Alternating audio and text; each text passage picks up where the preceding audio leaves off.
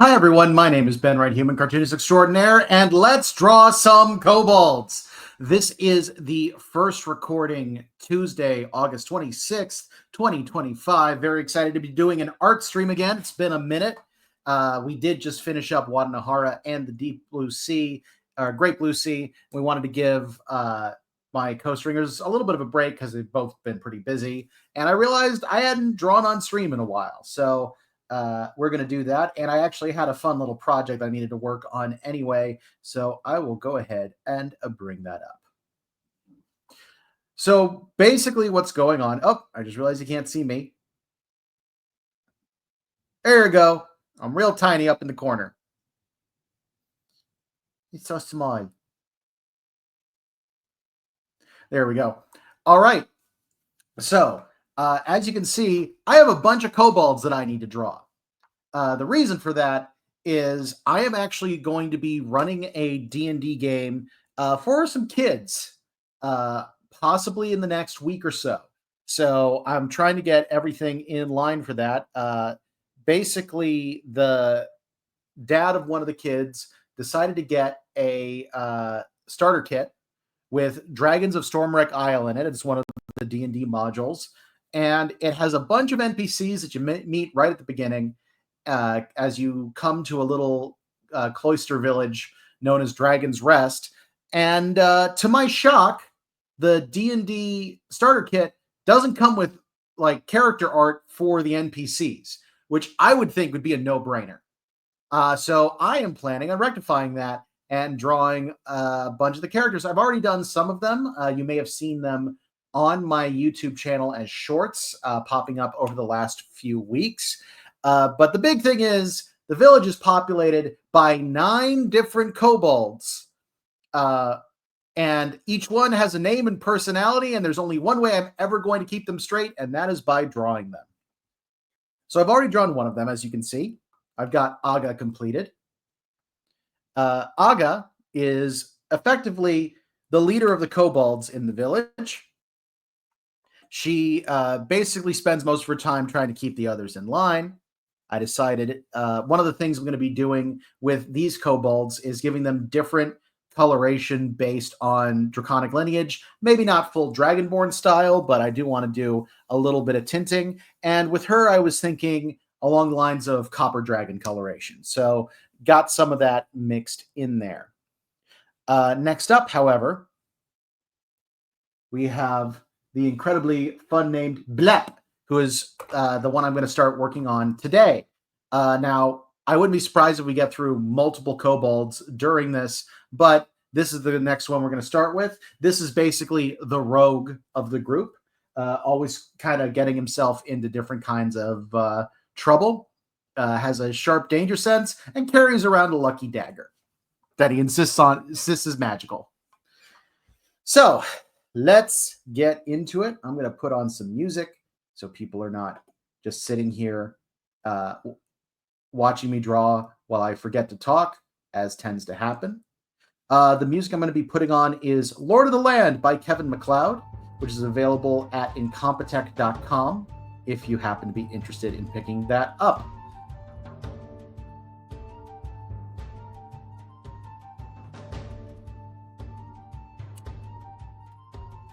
All right. So I've always liked kobolds. They're a fun race. This is funny. Got one of the people in the chat who will be involved in said game. Am I going to get spoilers watching this? Not really. I'm going to be keeping anything that would be a major spoiler as vague as possible. You're basically going to meet some of the characters that would be met in the first session, and that's about it. And I think that should be pretty safe.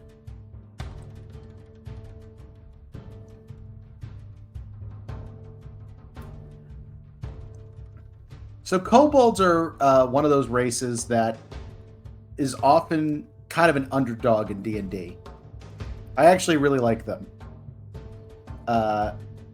They're one of those early monsters that people tend to end up fighting that increasingly is seen as a player class. And the reason is because they're just fun.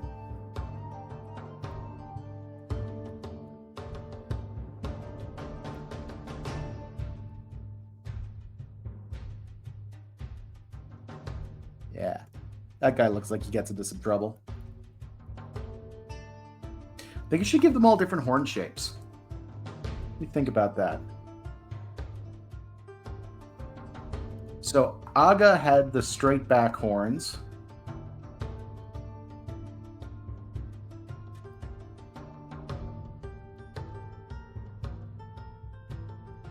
Maybe a little more of a downward hook to this guy.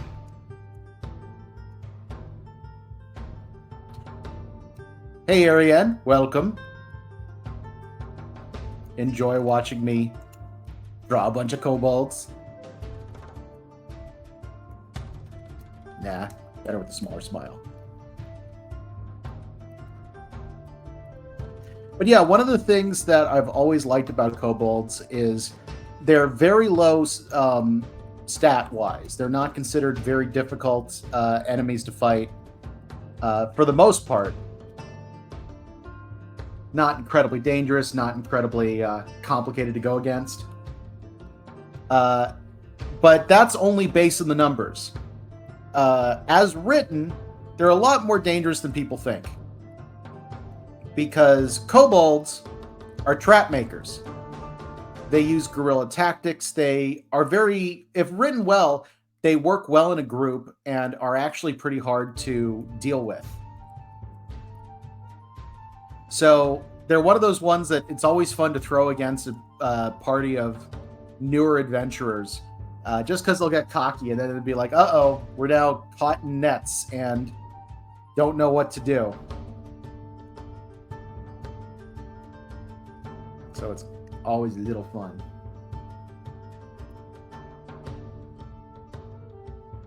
If you like kobolds, this is an author I'm a big fan of. Luke, hold on. C.H. Milenko. I'll have to check that out. Spirit of an Archmage gets stuck in his hat and is found by a kobold. Okay, yeah, that sounds like something I need to check out.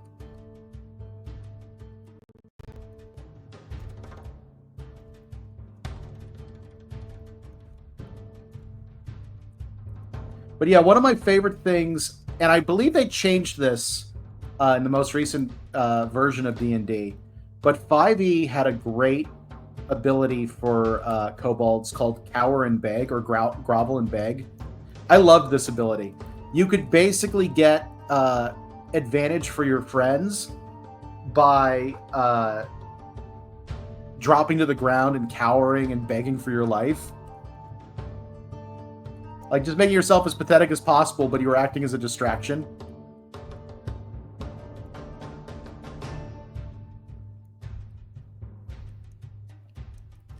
Like, I thought that captured the potential of a kobold very well.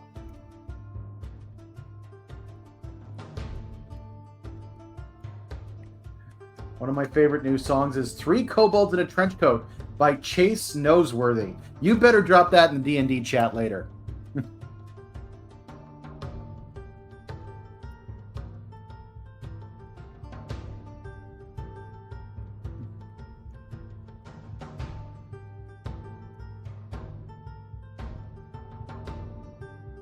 All right, let's see. By the way, as a reminder, we are still doing the fundraiser for the Trevor Project, an organization whose ultimate goal is to end suicide among LGBTQIA+ plus youth. We are up to $321 raised out of a goal of 400. So if you're able to donate to that, please consider doing so at the link below the video.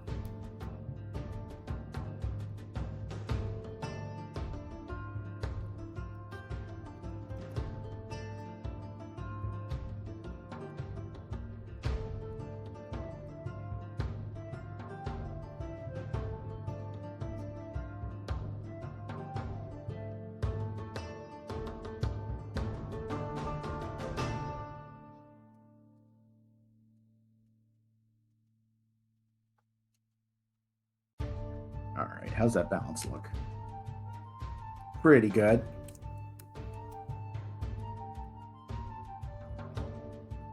One of the things I decided is that kobolds in my setting can use their tails like little stools.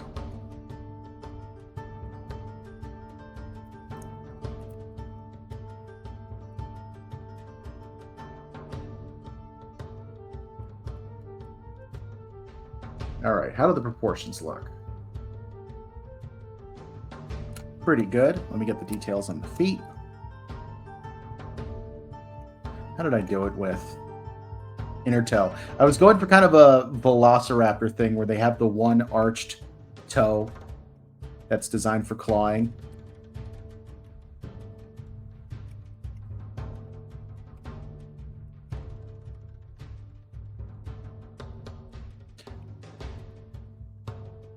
One thing kind of cool about kobolds, in Japanese D&D, my understanding is that they are actually the dog folk.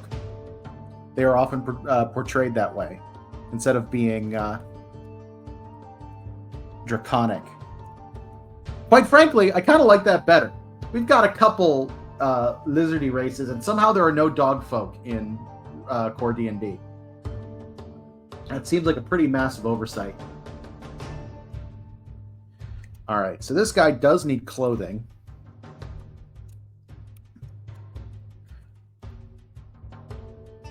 So he's kind of the scoundrel. I think... Does he get a hood or a hat? That's my question.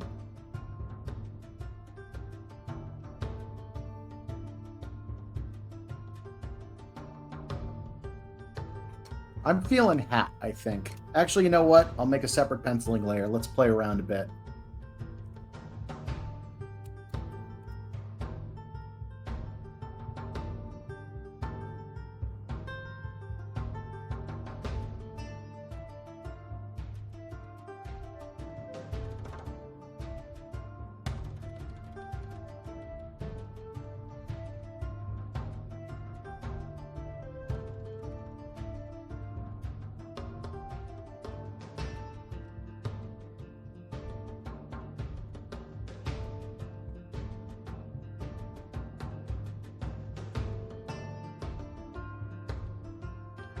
I was going for a Robin Hood hat, but it looks a little fedora-y.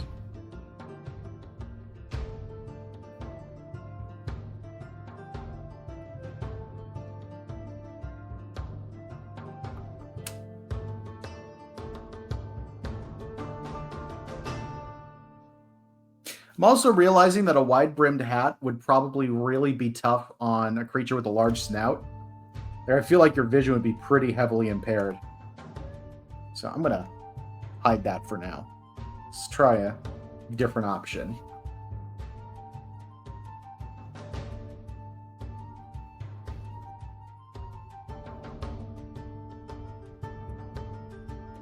I do like him having some kind of headgear, though.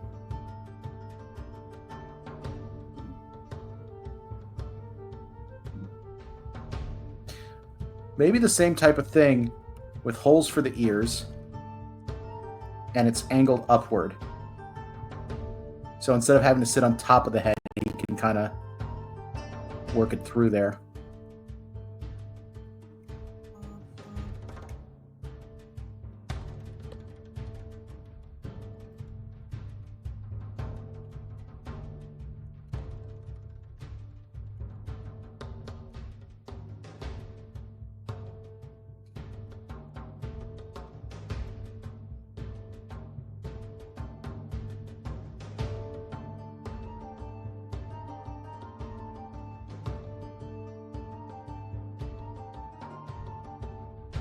Nah, still not working for me. All right, let's try hood.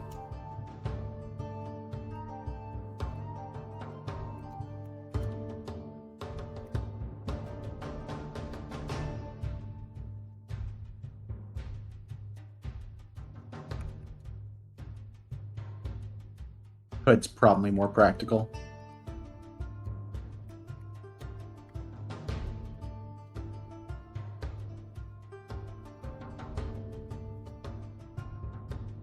I'm going to give him kind of a top wrap, I think.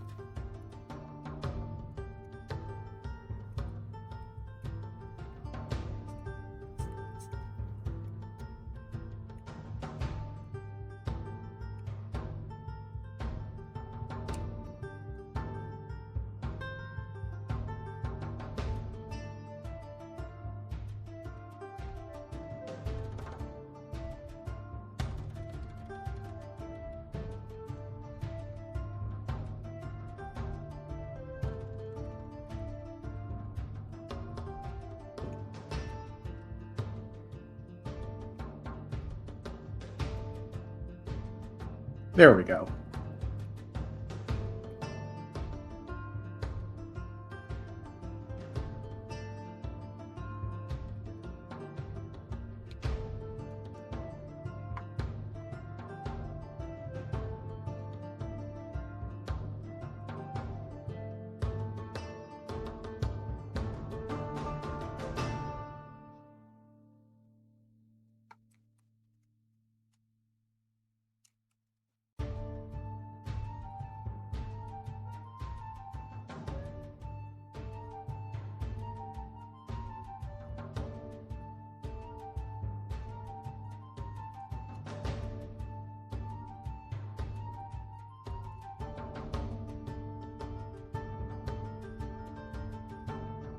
One more try at a hat. I just want to see what it'll look like.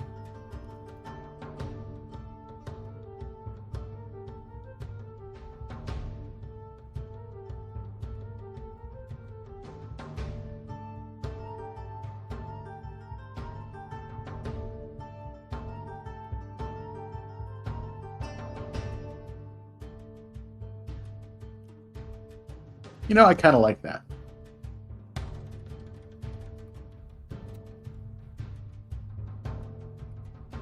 Let me give him little leg things. Let me double check that I'm not misgendering. Yep, him. All right, let's see. Does need something for the bottom half.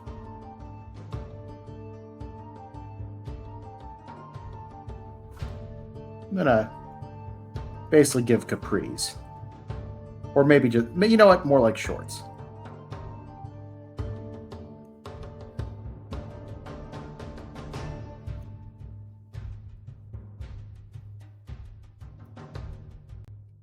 With the tail hole, because you gotta have the tail hole.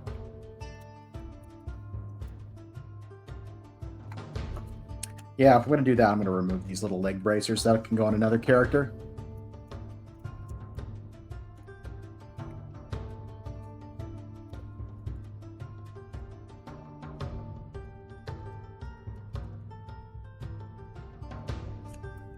Kind of silly feather in the hat. Yeah, that hat fits.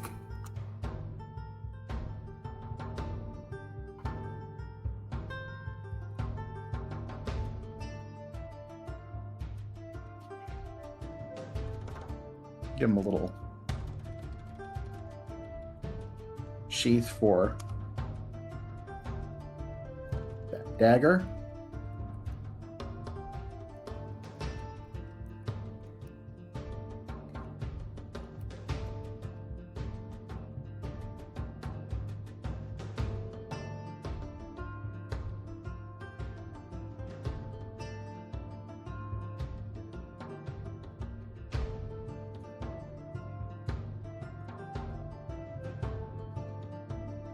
All right, I think that's going to be it. Oh, let's get the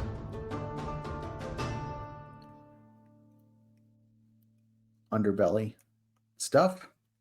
There we go.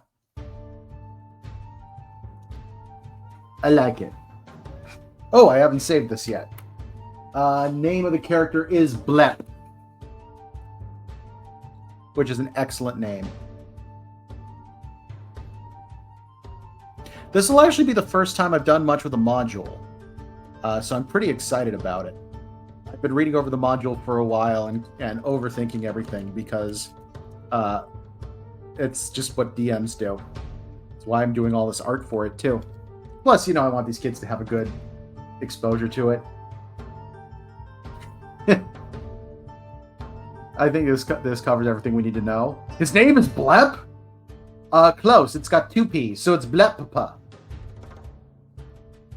The second P is silent. He's going to say that at some point. I've decided. No, the real nightmare is I have to do voices for all these characters. It's just a matter of principle.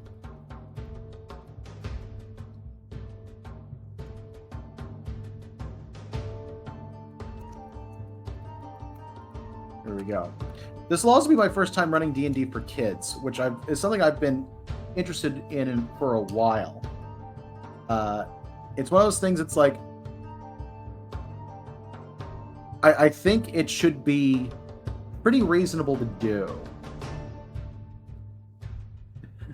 Good luck with voices. Voices are so hard. Voices are one of my favorite parts of this stuff. The problem is there's one voice I'm always going to default to for Kobolds, and I have 9 Kobolds, so I can't do that. But my default for them is definitely something like the Stitch voice. It's very squeaky and high like that. So I'm going to have to figure out 9 variations of that.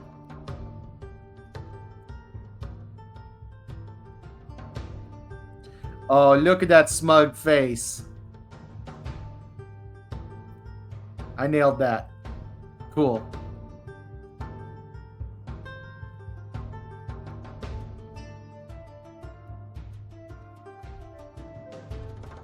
Let's see. I'm probably going to take notes so I know what I'm planning. Let's see. Reminding myself what I already did with Aga.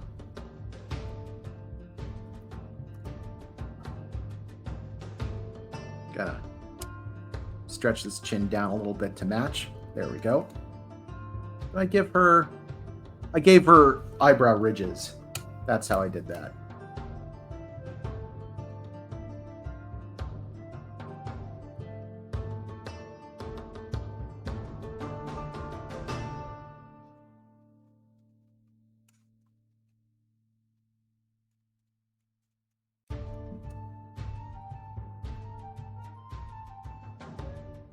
Another book series I'm reading features a lot of Kobolds. The audiobook reader decided that all Kobolds have a French accent. You know, because that is kind of amazing.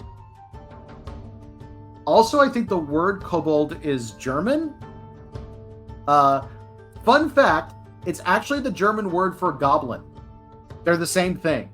But for some reason, when D&D was getting made, they're like, Kobolds, they're lizard people. What's funny is I was actually thinking about giving one of the Kobolds a French accent.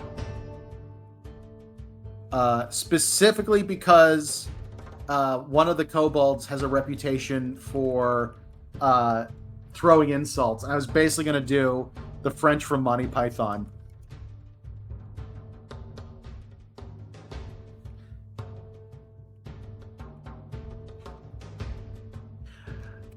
You just made me think of something, though, because I wasn't going to do this, but part of me wonders if I could do the Stitch voice with an accent, because I'm betting I can't.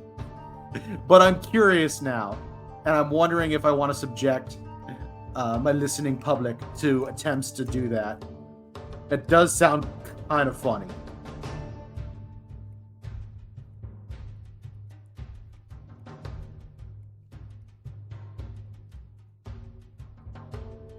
Nah, I'll workshop voices later. I don't want to workshop voices in front of an audience just yet. That seems like a lot. I will say for this guy, I'm kind of picturing Wayne from the Mistborn Wax and Wayne trilogy. In the audiobooks, he has basically an Australian accent, which I could see being a lot of fun for this guy. But I'll need to put in the work. I am someone who's not great with accents, but I really enjoy them. I find them exciting to try and get down and interesting.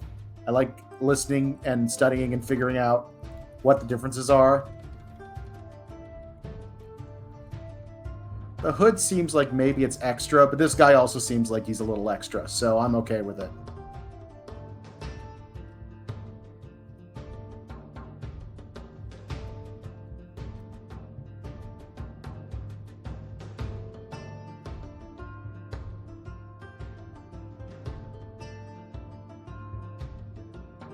Let's see.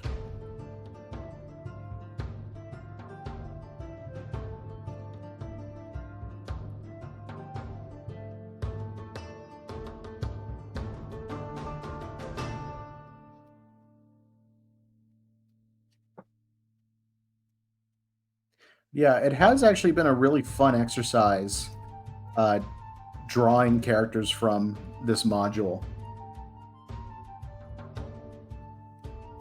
Just because I don't know.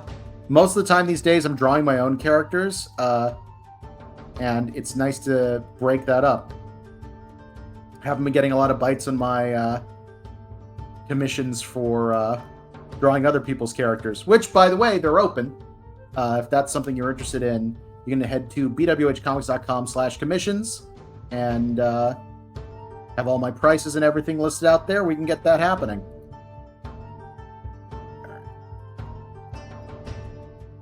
You never know how claws work.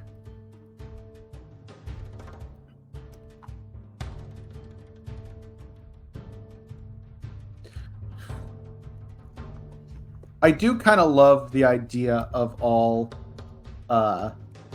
kobolds with French accents. That is extremely funny. It reminds me of the Kilo 5 trilogy, which is actually part of the Halo books. I was doing the audiobooks for that a while back. A lot of the Halo books kind of hit or miss in my opinion, but Kilo 5, honestly, pretty good. I actually recommend that one. But there's a great part where they run into some grunts, which are sort of the tiny little guys that you end up fighting a lot in the main game. And one of the things that they had in that, for whatever reason, the audiobook reader gave them basically a Cockney accent. And I kind of loved it for them.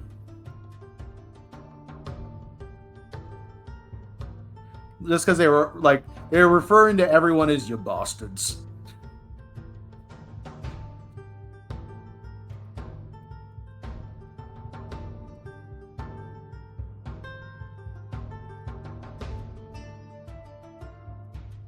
You know what? This is supposed to be his lucky dagger. So I'm going to put engraved in the hilt a little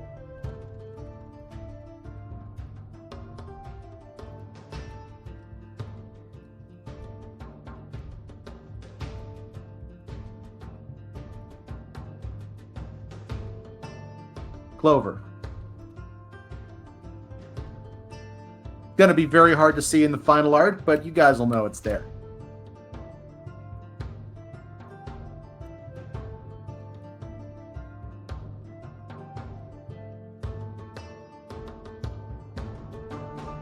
I'll admit, I'm always a little worried that Cockney accents are classist. There is an element to that, definitely. It's one you got to be careful of. When it's done solely for jokes, yeah, that can be a problem. It's also a legit accent and a legit part of culture. So there's a balancing act to it for sure. So honestly, walking around just being like, "Hello, governor," that's probably not great. But if you actually study it, maybe even learn how to do stuff like rhyming slang. There's actually a great video out there of Maggie Smith. It's done as a bit kind of, but it's Maggie Smith teaching Carol Channing how to do a Cockney accent and explaining all the little elements that you have to do. And it's actually pretty helpful if you want to learn a proper Cockney accent, because she talks about glottal stops and what to drop, what syllables to drop and things like that.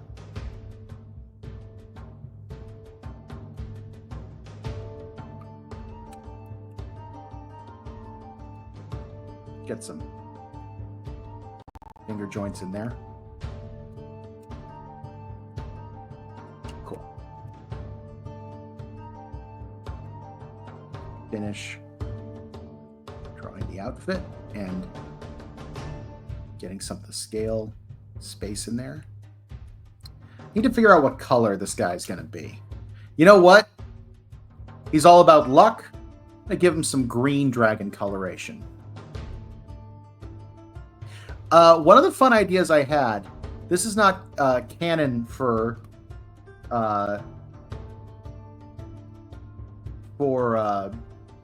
kobolds in D&D, but I kind of like the idea, since they're supposed to have draconic blood and things like that, of actually figuring out ways that they could be colored differently.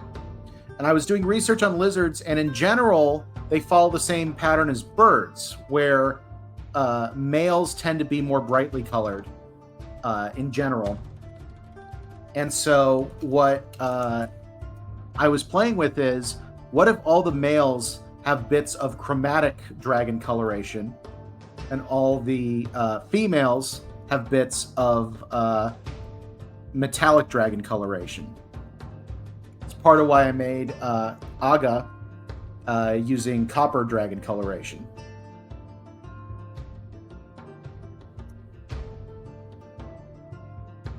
Let's see.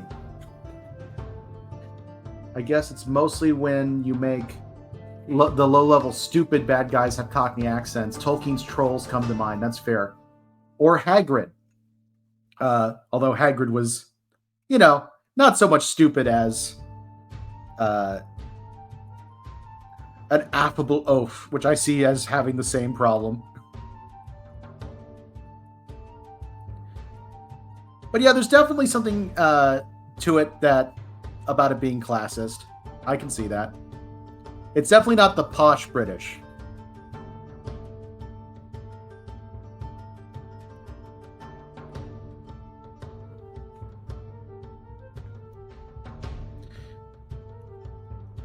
But yeah, like one of the things that gets talked about with British accents in particular is how much variety there is. It's actually a trick that people who live in London can do, where they can almost get you down to what block you grew up on based on your dialect. It's extremely, extremely localized, which is honestly pretty cool. There are definitely other places where that can happen, but England's one of the places, or London's one of the places known for it. It's also interesting watching, like, if you watch more BBC television and stuff like that, you can sometimes find you'll come across a bunch of other regional dialects and go, oh, these all sound British to me, but I never would have thought of them. Like regions like York and stuff like that have very different dialects that are very recognizable, or different regions have all this stuff. And then, of course, there's situations like Welsh, or regions like Scotland that are... Scotland's still part of the UK, right? That didn't change? I know some stuff went weird with Brexit, but that's still the case, I think. The UK has more accents per square mile than literally any other English-speaking region in the world. I believe it. Like, that entirely tracks. It's one of those things that comes to mind whenever I hear...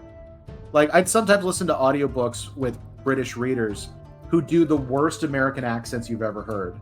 Oh yeah, Scotland is currently still part of the UK. Okay, just wanted to make sure. But they'll do like these accents, and I'm like, oh, it sounds like weird frontier speak somehow. Like, it just doesn't sound right. And then I thought about it, I'm like, so this is basically what British accents done by Americans sound like to British people.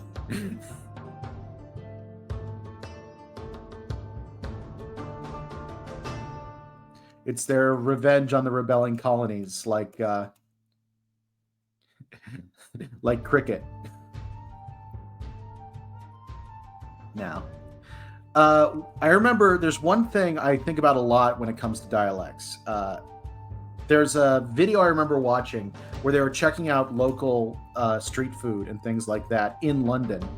And, London's a huge metropolis with a lot of different cultures in it. It has tons of, like, amazing street food. I think they're actually specifically looking for Indian food. And there was a guy there that they were talking to who ran one of those stalls, who was East Indian, and his dialect, he clearly learned how to speak English from someone who was Cockney. And so there's the way you kind of picture the Indian accent, but it's not based on learning English from from another accent. So it was very cool to hear. Good for revealing some bias that I didn't know I had and was able to correct. Gonna do a little bit of a ridge on the top.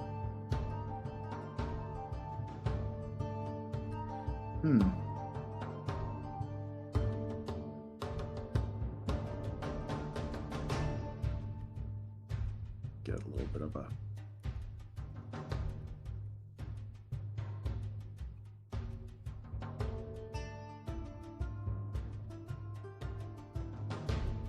Another series I'm listening to has an American main character but takes place in England.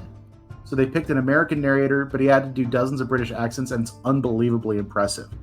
That's always really cool when someone goes into it and really does the work. There's a series I recently was listening to. It's a bunch of cozy mysteries. It's very simple and charming. You know what? I hate that I'm blanking on her name. But the reader is one of the best audiobook readers I've ever listened to. It's Barbara something. This is going to bother me. I'm actually going to look it up real quick. But basically, the thing that amazes me, whenever I listen to audiobooks, I'm enjoying the performance, and there's always the challenge of how many different characters and different voices you have to try and get out there, because it's a lot. But one of the tricks with it is always especially across gender, if you've got a male reader, how do they do female voices and vice versa and stuff like that. This is one of the only readers I'd ever come across who I would almost always forget. She'd disappear into the characters so completely, I'd just miss it. So the mysteries are by Jessica Ellicott, I'll tell you that. And the reader is Barbara Rosenblatt. Shout out to Barbara Rosenblatt. You do really, really good voice work for audiobooks. Okay, let's see. I think we've got the line art done. Oh, a little bit right there. Okay, this is Blep. He will be difficult to take seriously, for his name is Blep, but his name is Blep. All right, and you were talking about Rise of Mankind by Niels Hellinger. I'll keep an eye out for that. All right, so coloration, I'm thinking I'm going to do a lot of green on him. Actually, before we do that, I'm going to switch the music because it's been looping the same song for a while. Hey, this is all going to take place on an island, so enjoy. The more marimba-style music. This is Paradise Found, also by Kevin MacLeod.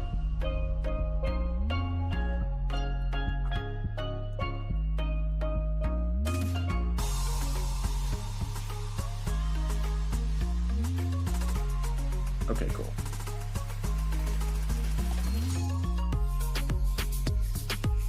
All right, my coloring lately has involved a flatting layer.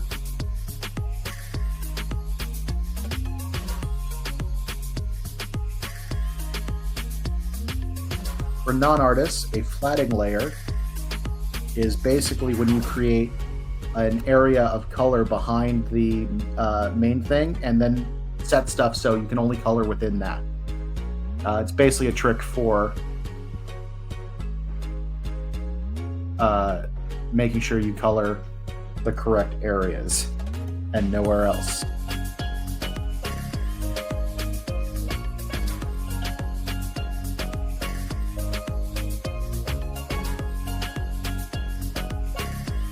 Miss any spots, just get it in. There we go.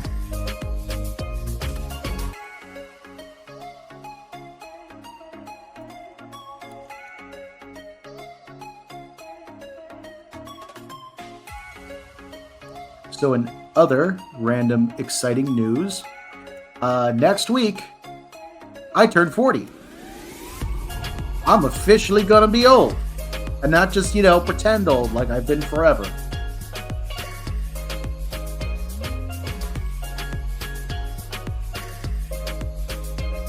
I need to clear out. Yeah, there's a couple spots that shouldn't have it.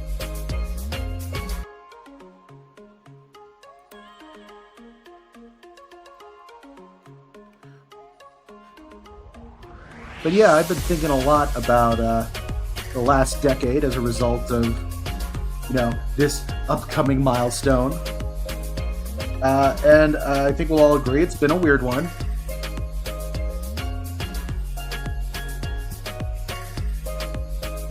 But yeah, it's interesting to think about where I was 10 years ago. In the last 10 years, I completed grad school, started my business, completed multiple books. My webcomic's about to hit 400 strips.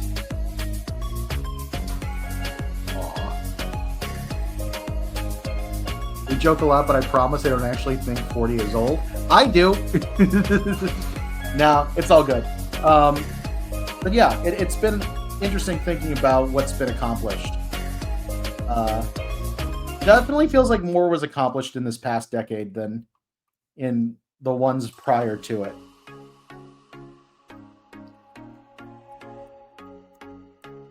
It's always good to stop and think about the progress you made, because in the moment it often doesn't seem like much. Alright, so what I'm going to do, move it on top, and multiply, color in there.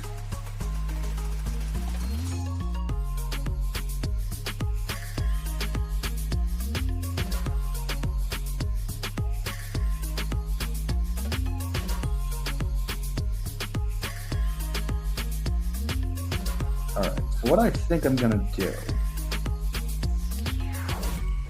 I'm going to start with a little bit, maybe a chartreuse as the base. By the way, just to show what I was talking about with the flatting layer, I've set this layer to only draw where the white exists underneath. So if I do a streak across the screen, it'll only show up there.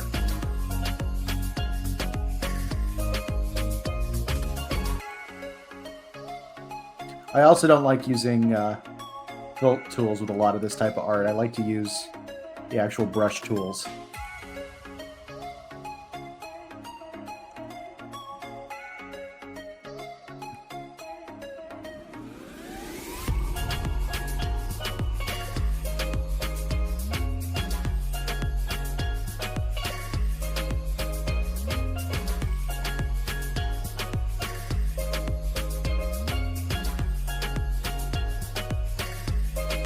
Yep. 40 isn't old to me because my dad was 37 when I was born, so he was older than 40 in my very earliest memories of him. I get that. My parents were 33 when I was born, so they were also at the time considered on the older side. Now I'm like, yeah, that sounds normal. Conceptions of old have also changed a lot. Just because, like, I don't know, I saw an interesting thing talking about one of the things that distinguished millennials from the generations before them is one of the sides of kind of getting economically screwed over is that the importance of giving up childish things became less of a priority for us because we were looking for, whatever brought us some joy. I feel like the generations below are similar. And kind of as a result, like, there's a lot less pressure on aging in some ways. Like, I have a bunch of friends who are significantly younger than me. One of whom is in the chat right now.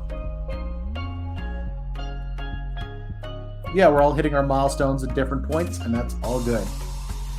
I also kind of get the impression that people in the arts tend to be a little bit of late bloomers, which I think helps balance it all out.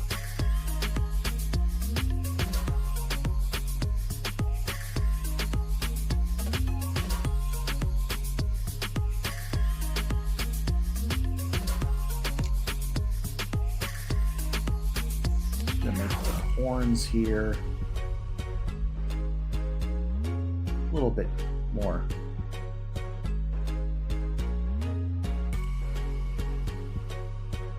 Gold.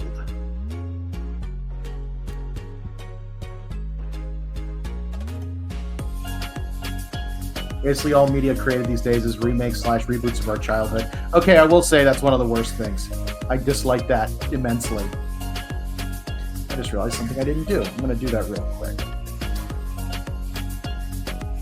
But yeah, I'm not a big fan of just the constant remakes. I like original content.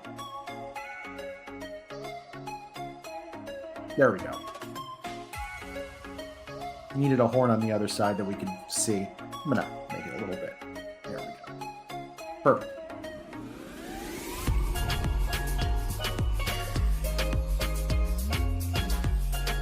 Yeah, people in the arts and queer folks are both communities with a lot of late bloomers, which also have a ton of overlap. It's true. Having been in the arts community, there is a lot of overlap because I know people in the queer community. And the fact that there seem to be a lot of late bloomers there seems cool. I also feel like increasingly there's an emphasis against shaming people for that kind of thing, which is excellent.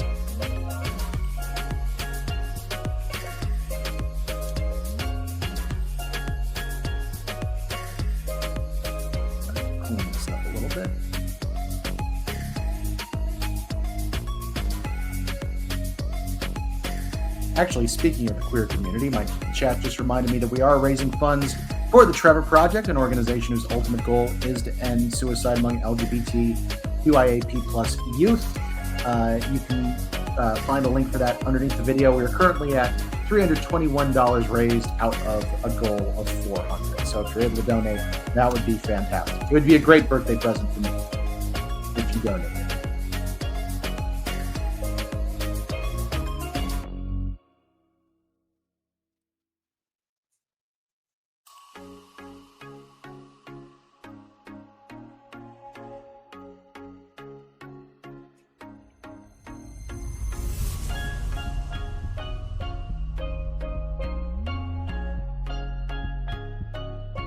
How do I do the eyes? Yep.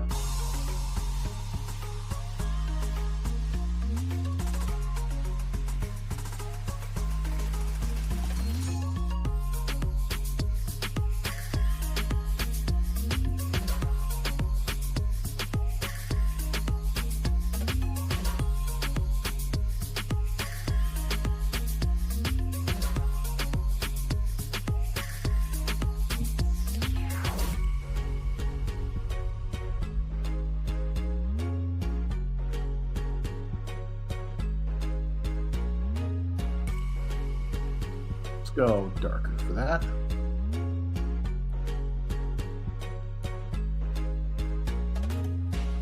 Perfect.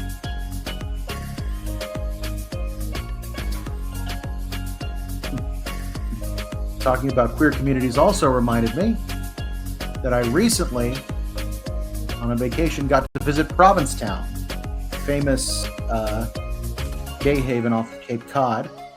I have to say, if you ever get a chance to go, it is absolutely fantastic. I highly recommend it. The main thing I ended up doing while there actually was check out all the art galleries. There's a lot of really cool work out there. I actually got to meet a cartoonist who had a gallery out there. That was surprising. And he was from Cincinnati, which is even funnier. It's a very small world.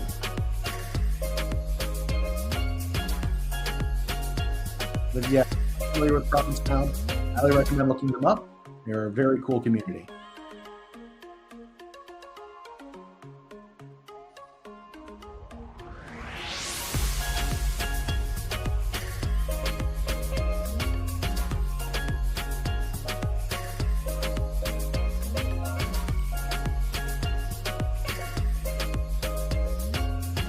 using a brush that blends a little bit, so we're getting some mixing here. There we go.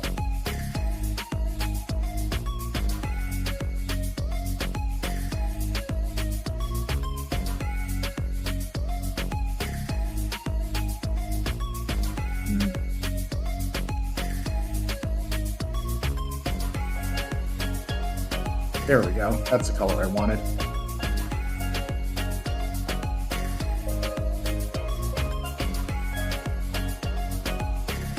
There we go.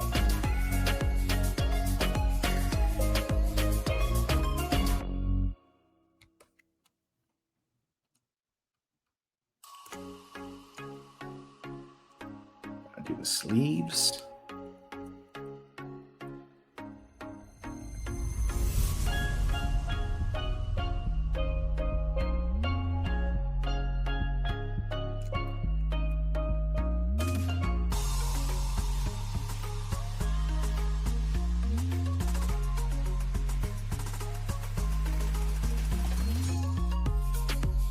There we go. One of the things that checking out the galleries in Provincetown got me thinking about more is doing art outside of comics. I'd already been kind of cooking on it because I introduced to Blue Period by Chloe, actually, a little while ago. If you haven't checked out that manga, I highly recommend it, especially if you're in the arts. It is, in some ways, deeply triggering in that I feel called out a lot and see a lot of my own insecurities as an artist in there. But a lot of it really gets it in a very interesting way. And one of the things that it's had me thinking about is all the different types of art that I haven't really engaged in much, especially in more recent years, because, I mean, when you're doing comics as your job, that ends up taking up most of your creative energy. And it's been interesting playing around with getting out of that and seeing where it can help me grow as an artist.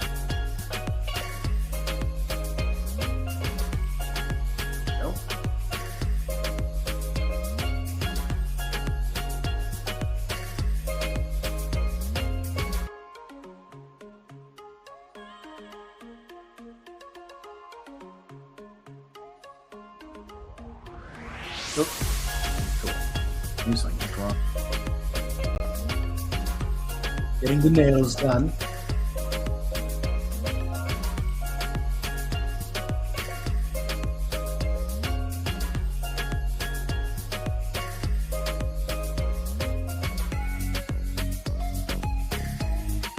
Yeah, I've actually started messing around with acrylic painting in particular, since it's what I'm equipped for.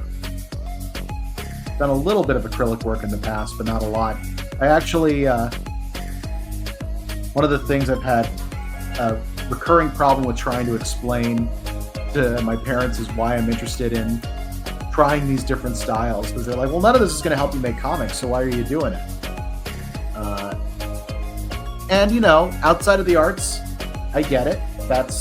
There's a degree of reasonableness to that type of logic. Mostly in the idea that with most professions, the more you specialize, the better you do. Like, experts specialize. But at the same time, there are two things here. When it comes to the arts, that's not always the case, because you can learn a lot from doing different types of arts. It's sort of the Karate Kid concept of, like, everything is karate, everything is kung fu, whichever version you happen to be familiar with. But the idea that everything you do feeds into everything else that you do is kind of an important concept in the arts. And another thing that kind of clicked with me is not everything I'm doing necessarily needs to be directly related to making comics, needs to be related to my main field, my main job. Like, it is entirely okay for me to be like, I want to study something that will help me expand my horizons a bit. I'm going to lighten up this underbelly section.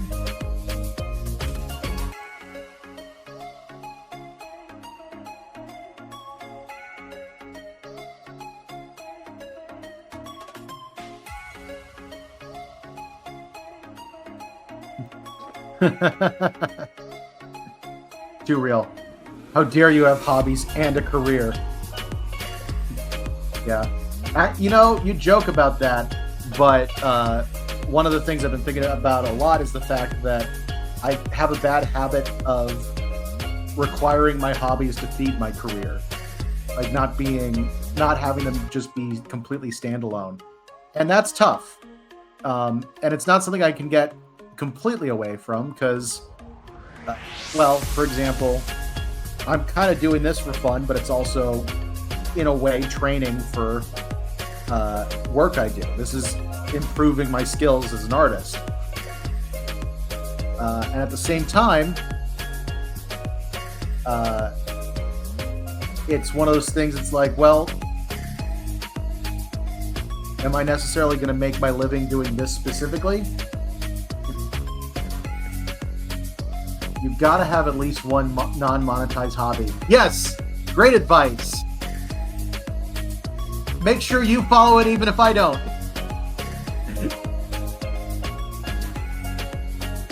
I know. It's bad.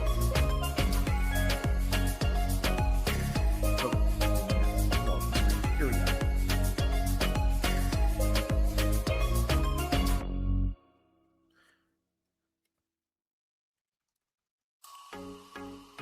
Yeah, right now my hobbies that are not monetized are that way because I haven't been able to monetize them yet.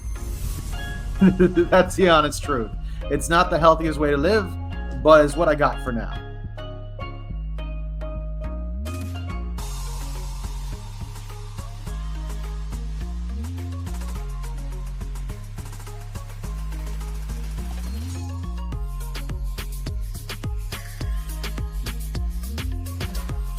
Gonna say you haven't monetized D&D yet, but then I remembered podcast. Yes! One of the things that, you know what? That needs to happen before I turn 50. I have a D&D campaign that I'm planning on turning into a podcast, and the only reason it hasn't started yet is I know just how much work it's gonna be. We've been recording the campaign. I just was like, oh, I'm gonna have to edit all that. The good news is I'm actually getting pretty good at editing, so hopefully for too long that will get properly started. And when it does, it's going to be awesome because, quite frankly, this has been an absolute joy to run this game. Excited to see what ends up happening with it and how off the rails these people end up becoming in the long run. Because you know you guys will. Bro, you gotta take up bird watching or something. I mean, I've got video games. Video games are mostly a break. The ones I don't stream anyway. I have a problem.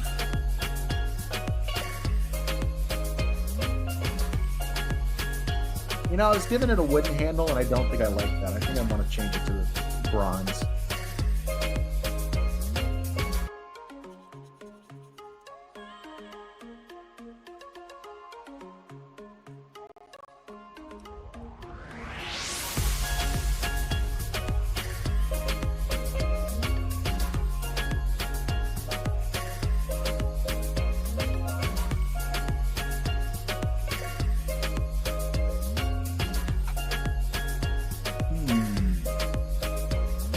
I think his lucky dagger is still going to be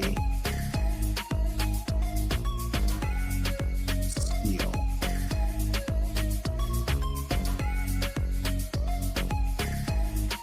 Actually, better.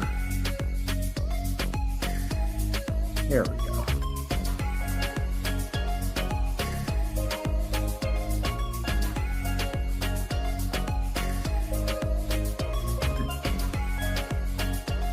No session one, both girls are going to decide they hate role-playing and run off. cartwheels after all this work you're doing. You know, it's entirely possible. Join me in my current obsession and make more miniatures. The tiniest pieces of furniture you ever did see. I've done a little of that, actually. I've shown you. Hold on. I need the internet to see my shame. Where are you?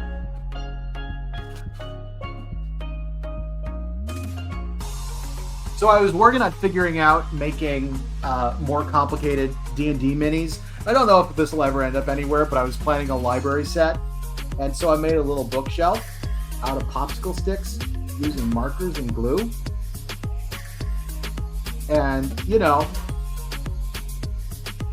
I might not actually end up using this because one of my friends has a 3D printer now. And this took so much time to make. But yeah, I have a tiny little bookshelf that lives in my office now. Actually, while I have it, just because why not? Examples of me experimenting with painting and stuff like that. This is based on a photo my dad took. My dad actually does a lot of amateur photography, and he's very good at it. Annoyingly so. Anyway, stuff I've been doing.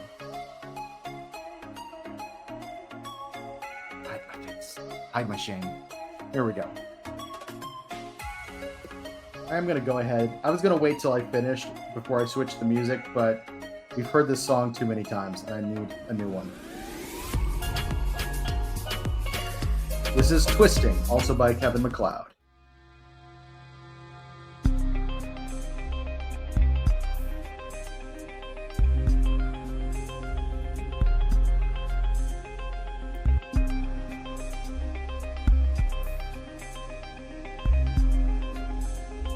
Alright, has all clothing been taken care of? All clothing and skins been taken care of? Oh, I should do something with the feather. I feel like I want some purples in the...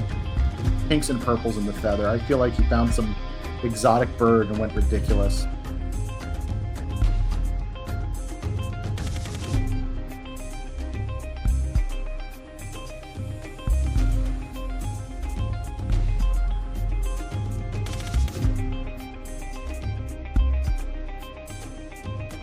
Go.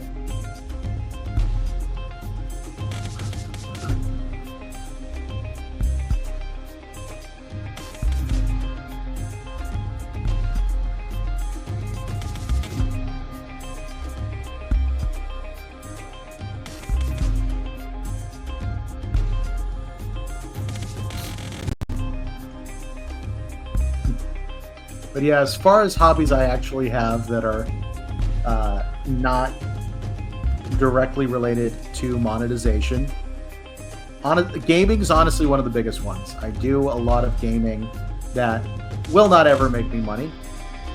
It's just something I do to relax and unwind.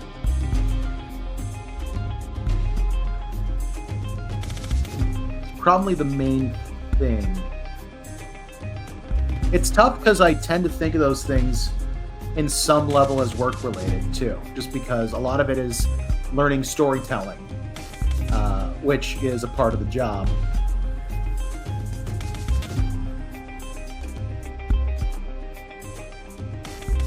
I've increasingly tried to realize that that's okay. There can be some crossover, but it doesn't have to be the main driving element.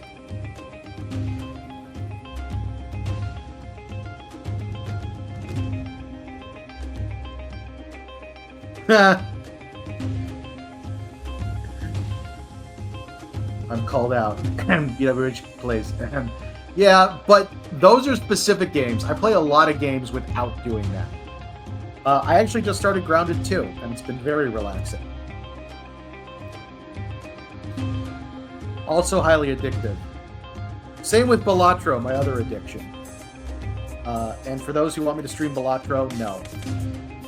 It is going to be too much. Let's save Blep.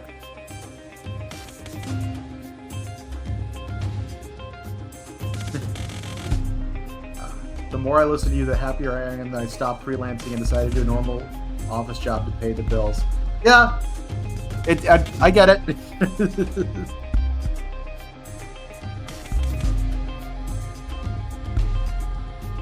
Honestly, it's not even the trying to make money work aspect of it. It's just like, this is what I plan to do with my life. You know what? It's going to be the same type of metal as that. And that means lots of work.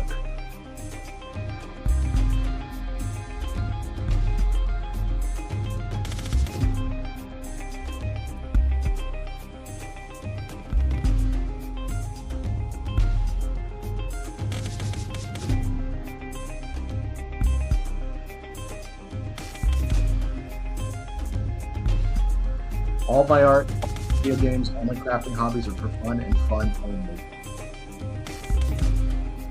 Yeah, a part of it for me is that more and more recently, I've been realizing that a big part of what I get out of this is not just the act of making things, it's the act of entertaining people. So making a product out of it that other people can see, it's kind of important for my brain to deal with it all. All right. Now this is going to be a fun part. I'm not going to use this green specifically, but I want to start I'm thinking a striped coloration. Like very green, maybe gecko-like stripes. Might be a little too bright. Let's darken that. All right, I have this on a separate layer so we can play around a little bit.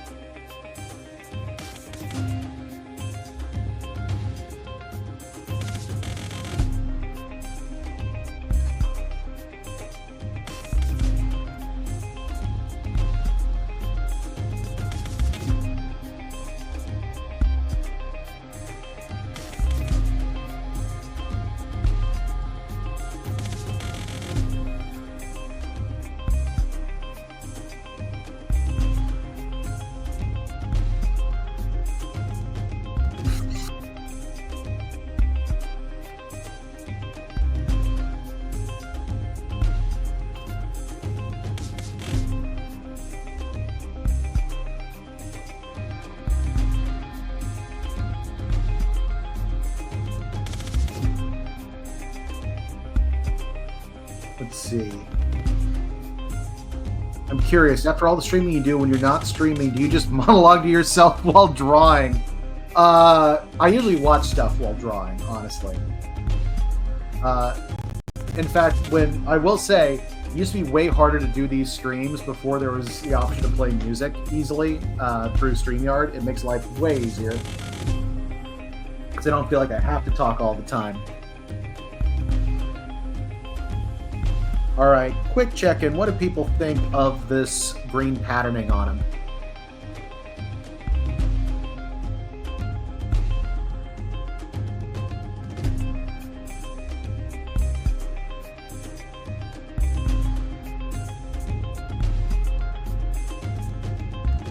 Getting thumbs up in the chat. Alright. I will start working on shading.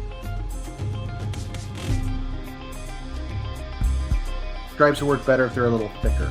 Okay, let's try that first before I do the shading.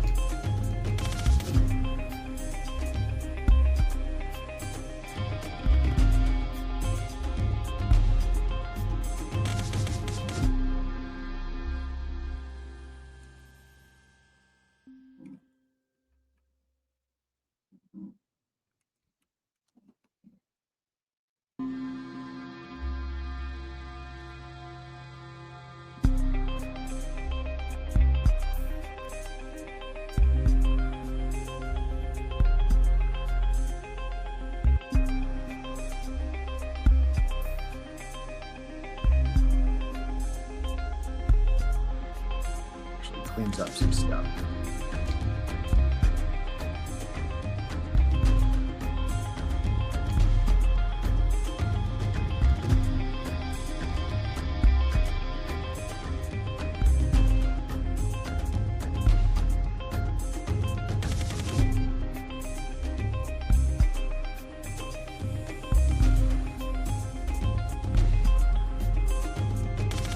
Better? Let's see.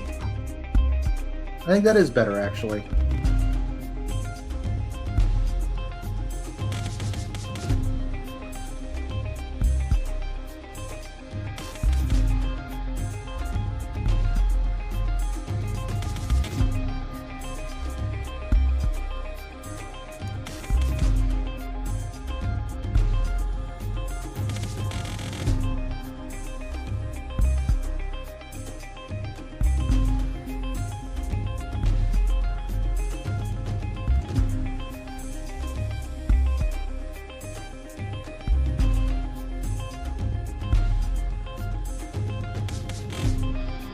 All right, now we're going to do some shading.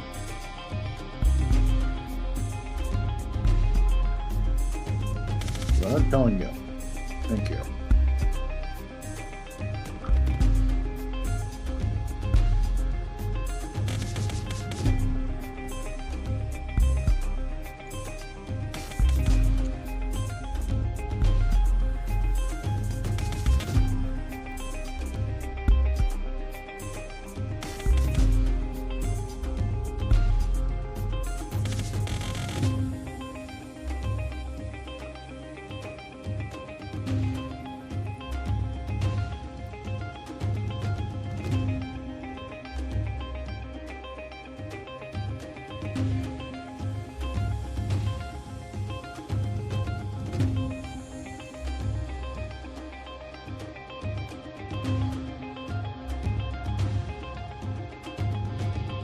I always liked the idea of using Kobold stats to make fox folk.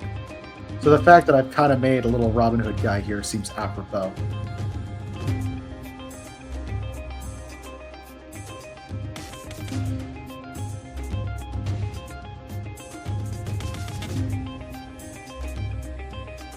One of the things a lot of people who don't do much with D&D don't realize, just how much you can re-flavor and restat stuff.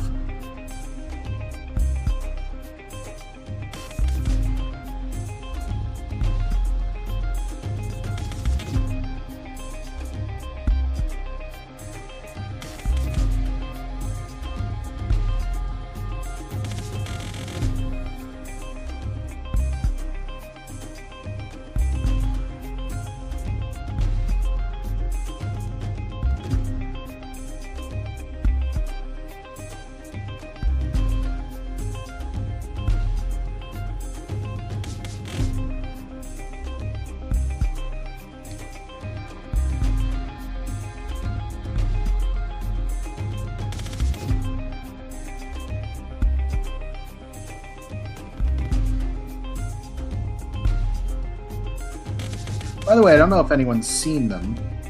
You would have only seen them if you follow me on social media or on YouTube. But I've actually been posting time lapses of some of the other NPCs from Dragons of Stormwreck Isle. I actually had a lot of fun drawing them. I got all the humanoid ones out of the way first. So you always have to put extra thought into drawing the kobolds and stuff like that. It's like, okay, you've got not even mammalian, completely different set of rules. I need to make them look different from each other, a lot harder.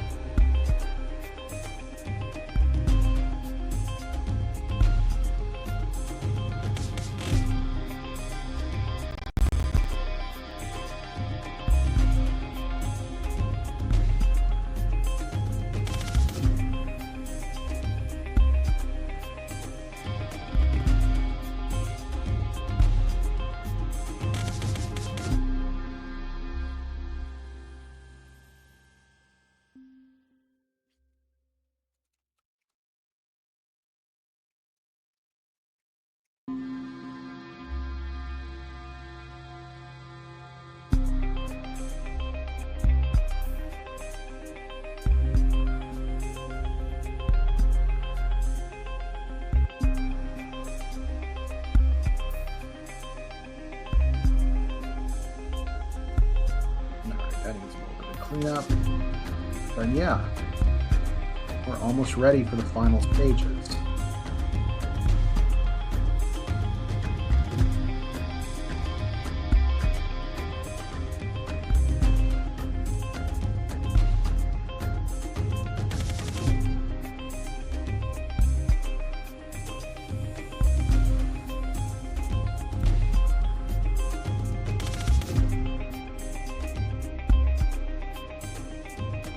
Alright, one of the things I don't usually do in my art, but that I've been starting to do with these is light shapes.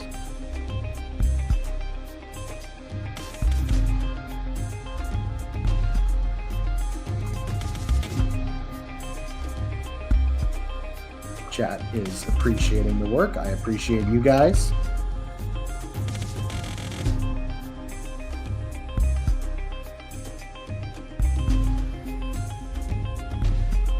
Never been as good at spotting light shapes. It's way easier to spot shadows.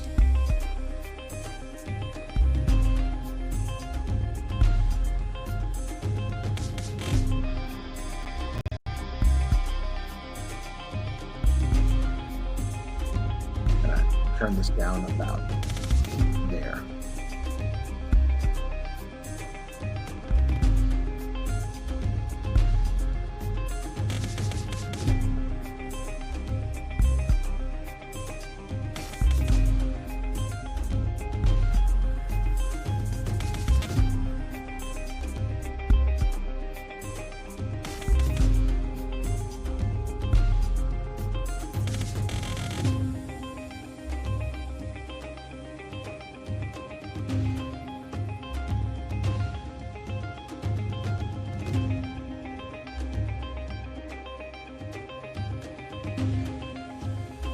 Also, you gotta make the lizard guy a little bit more shiny than your average person, right?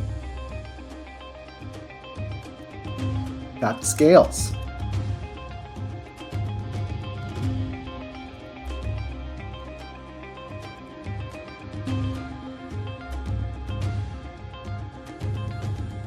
I should link this down below. There we go.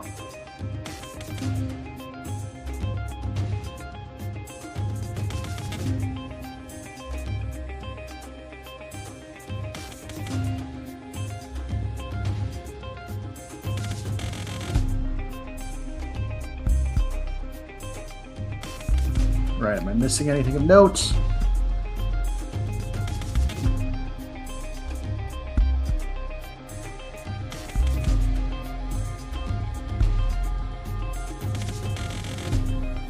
Does need a little bit more light up here.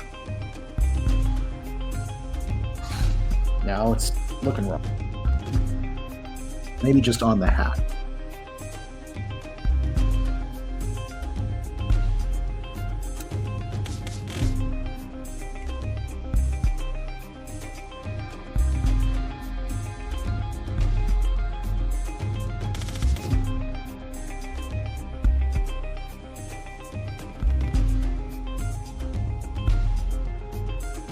All right, I think that's mostly it. Now all we need is take care of some of the background stuff. All right, I'm going to move you back to the top. Turn you back to normal. Oh, one of the other steps I've been doing, because it keeps making it look better for various reasons. Let's see if this will do it.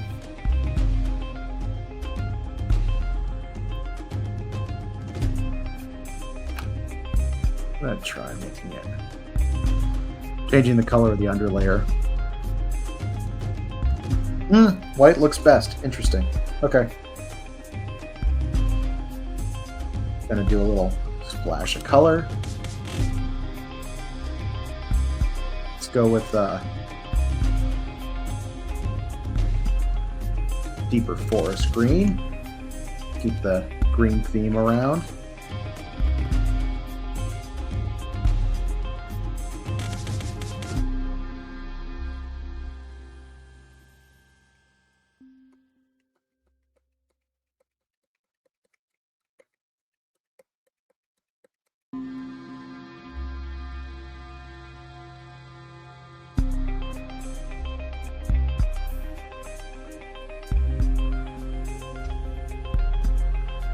And one more multiply layer.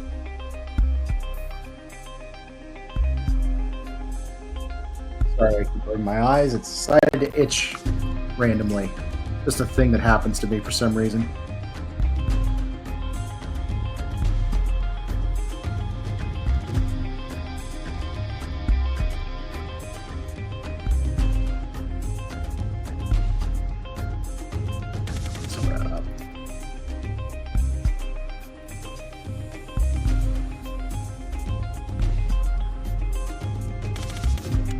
All right, got a little kobold guy.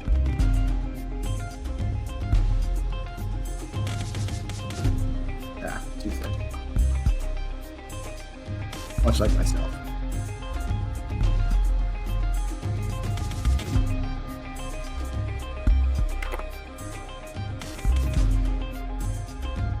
All right, there we go. This is Blep. He is magnificent. He is silly. All right. I'm going to go ahead and get the file saved, and I'm going to take a quick break. It's early enough. I think I'm going to try to do one more Kobold, so we will be back in a few minutes. In the meantime, as a reminder, we are raising funds for the Trevor Project, an organization whose ultimate goal is to end suicide among LGBTQIA+ youth. We are currently at $321 raised out of $400. And yeah, if we're able to hit that goal, it would be awesome. So please consider contributing if you can. Be right back.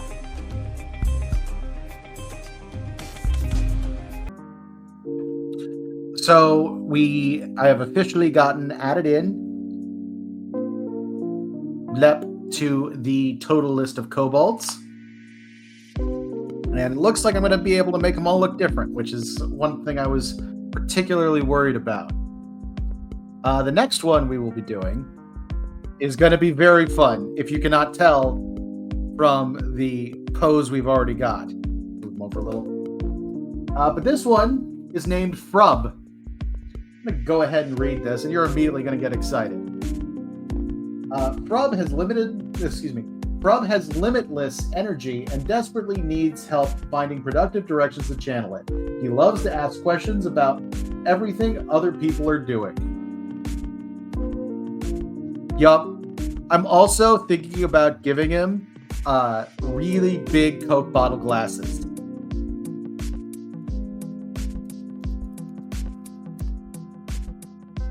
So he's going to be adorable. It's going to be so good. Before that, something I thought would be kind of cool to show. Because you just watched me draw all this. I'm going to drop in here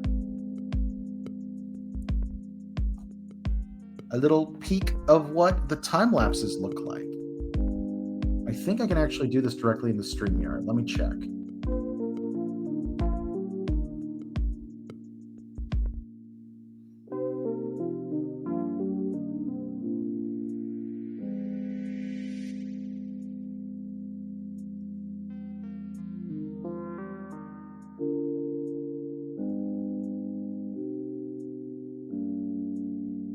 Nope, will not let me do it that way. Okay, well, I'm going to do it another way then.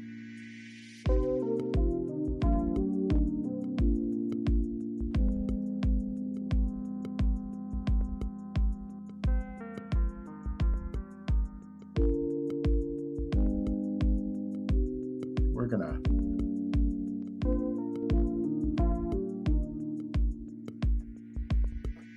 Oh, I can just do it this way. Okay, let's see if this will work. Talking to myself for a moment. Here we go.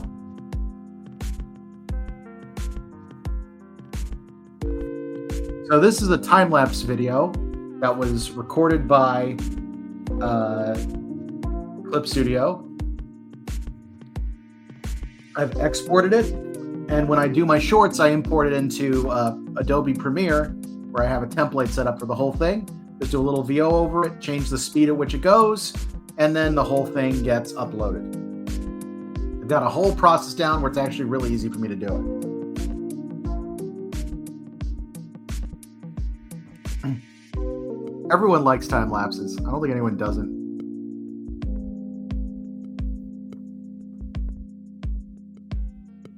See how far we came. And it's crazy to think about the fact that when we did it the first time, it was an hour and a half.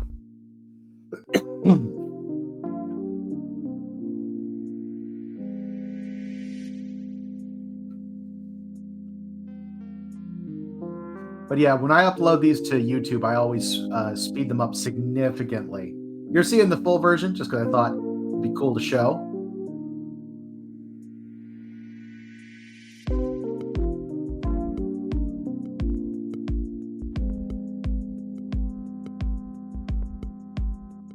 But it's much quicker and breezier on YouTube. There we go. No, come back. There we go. All right. You've seen it. Let's draw.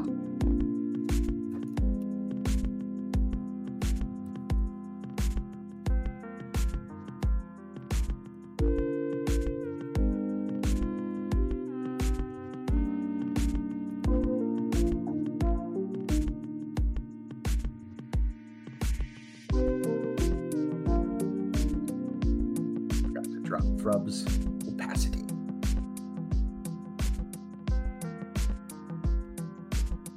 How did I do the snout on? All right, they both have kind of different snouts, so I can with it.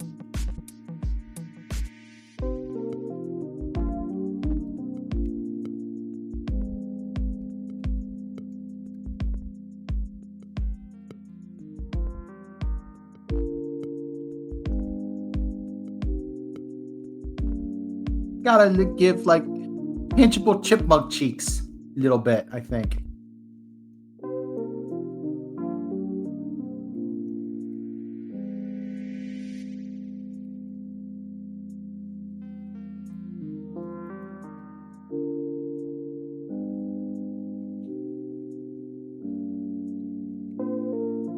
No. I'm gonna stick with my idea of giving glasses. I think that's very funny.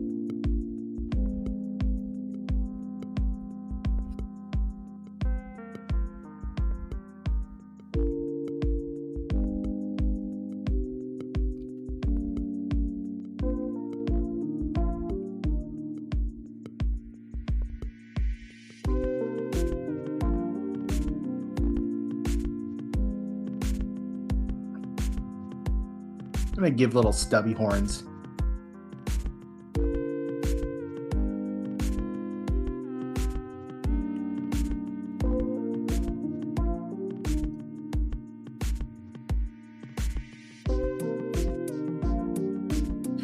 You know, now I'm wondering, how do you put glasses on something that don't have ear flaps?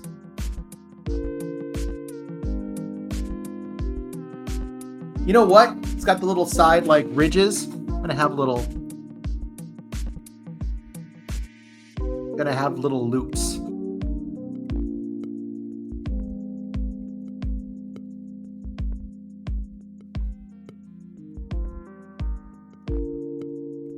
That'll do it.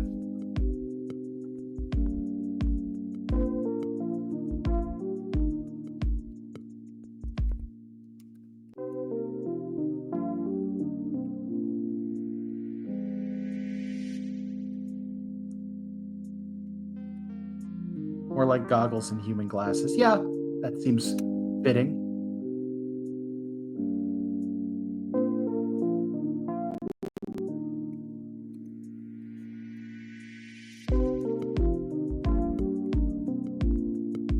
He looks like such a chonker.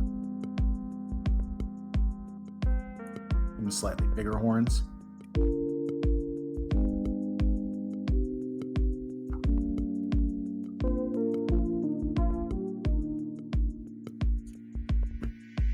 I'm gonna give him kind of a belly. Not as skinny as the others.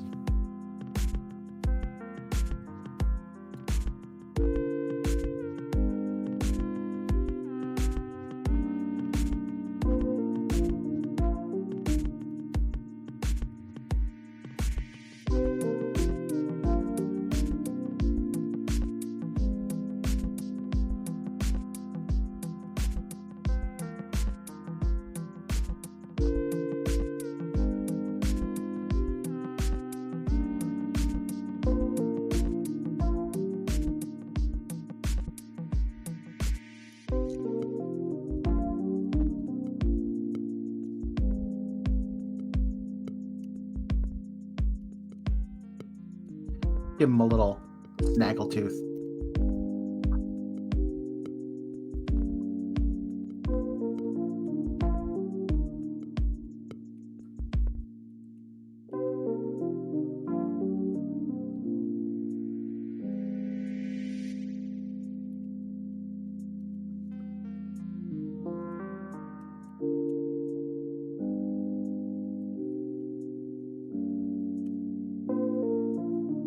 Something that looks almost wrong about how I've drawn him. I might need to do some cleanup. But he is making me giggle.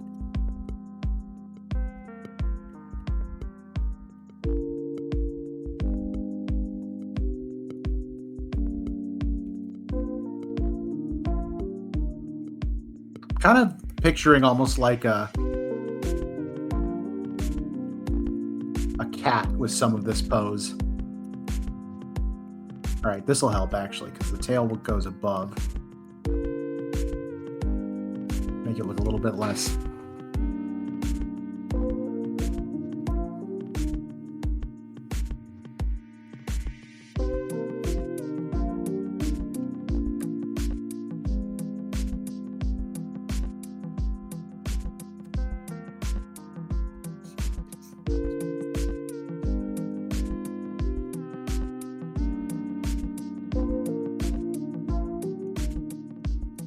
There we go.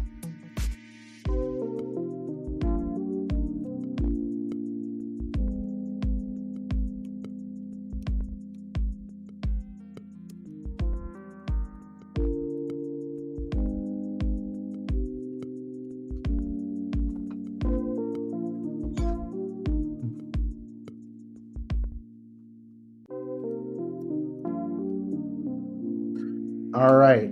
I think that's the pose. Because it's very funny. You know what? I'm going to give him a back ridge.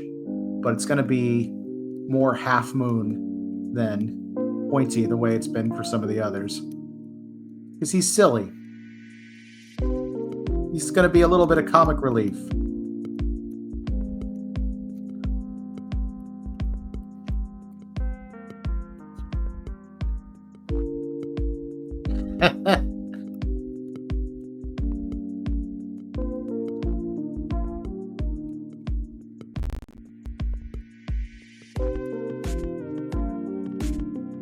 All right, doing another layer. Let's figure out what clothing he's going to wear. Besides the glasses. The glasses were just a given.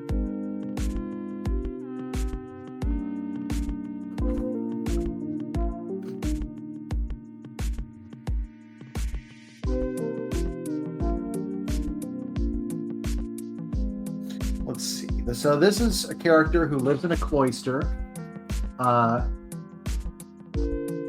Very small village.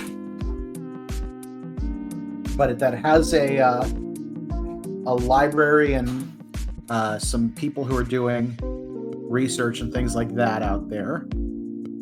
He's probably involved in that more than in any of the other day-to-day village stuff. Whether they want him to be involved in it or not.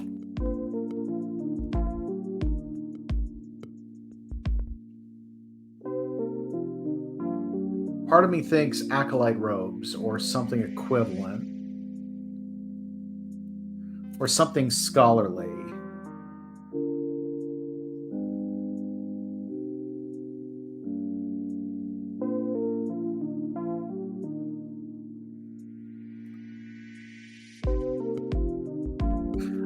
Let's give a vest a try. That could be fun. Just like a...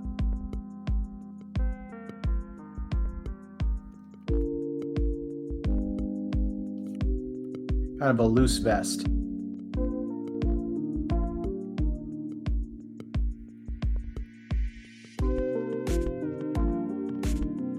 Because I also picture, like, Kobold's not wearing a ton of clothes.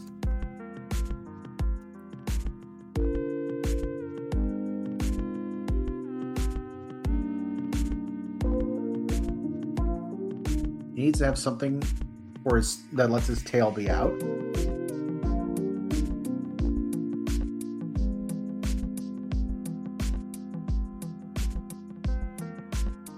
I am determined to give them all pants, just because I'm doing this for kids.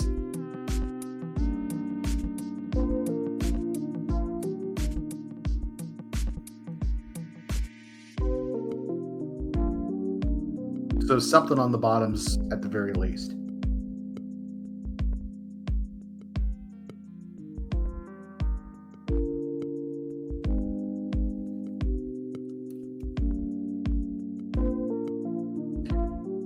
It's true. Daffy Duck does not wear bottoms, and he's for kids.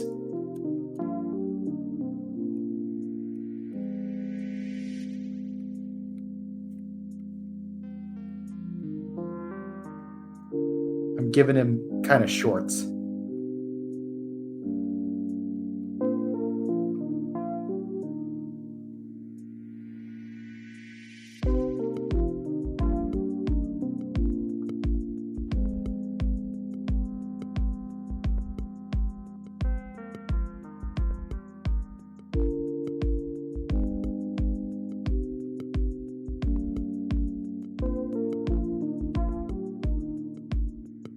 I feel like I'd have to redraw his pose if I did this. Never mind. I was playing with the idea of giving him like a huge satchel of books. Do any of the Looney Tunes characters wear pants apart from like Elmer Fudd, who is a human? You know, the animals often don't. There's, you know, you're cooking there. There's a point.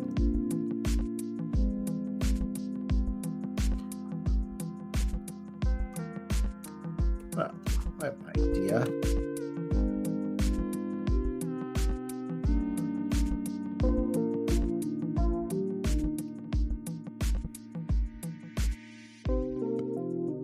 He's naturally curious. You can picture him taking notes.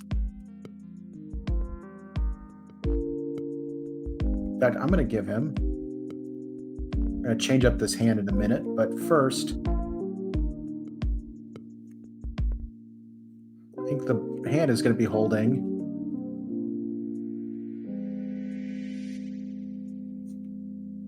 a couple books. That's my idea.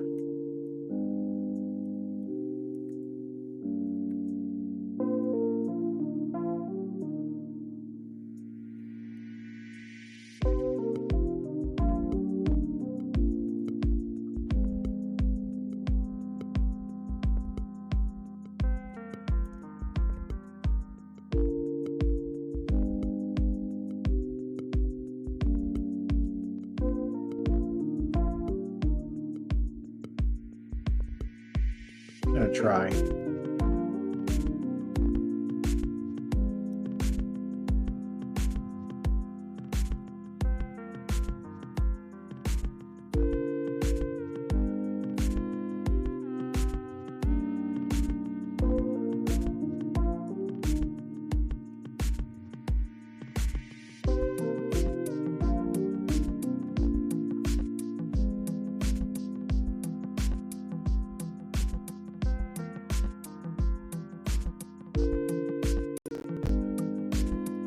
Maybe have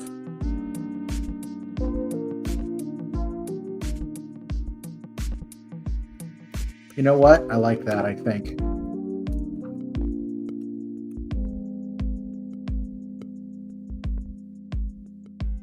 Like, if he's always curious, he's been given a book to take notes in.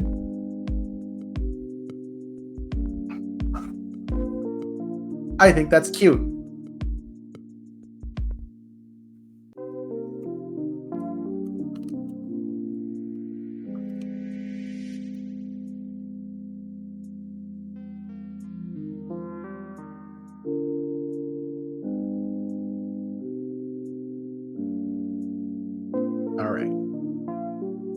I'm going to run with it.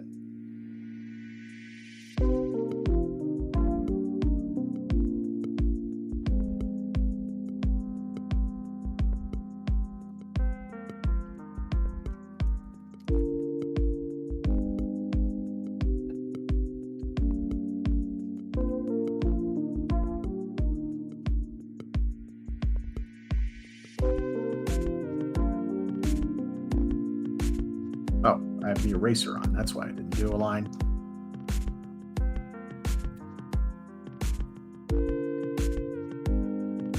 Ariane, you know D&D things. Remind me which of the metallic dragons is the one that's a chatterbox. I always get it mixed up because there are several that are very similarly colored metals. I'm thinking of the one that has the sleep breath and will knock people out if it's not done talking to them.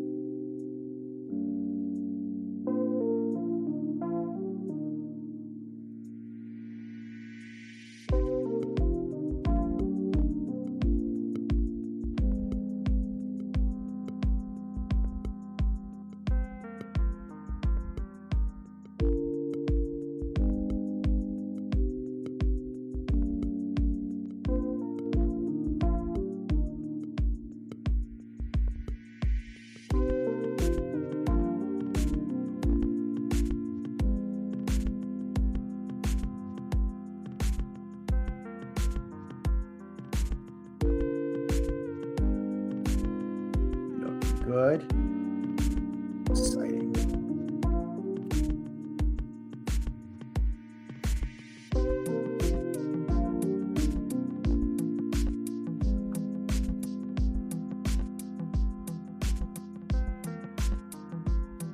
Copper are the pranksters / practical jokers.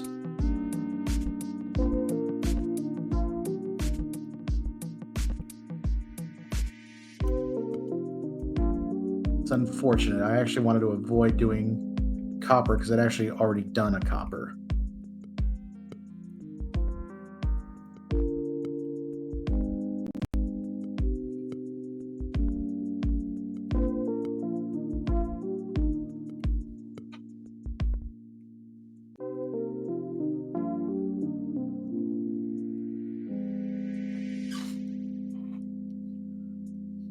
You guys, he's so stinking cute. Look at that. Look at that face. Look at that face. Silver dragons are famously curious. Perfect. Thank you.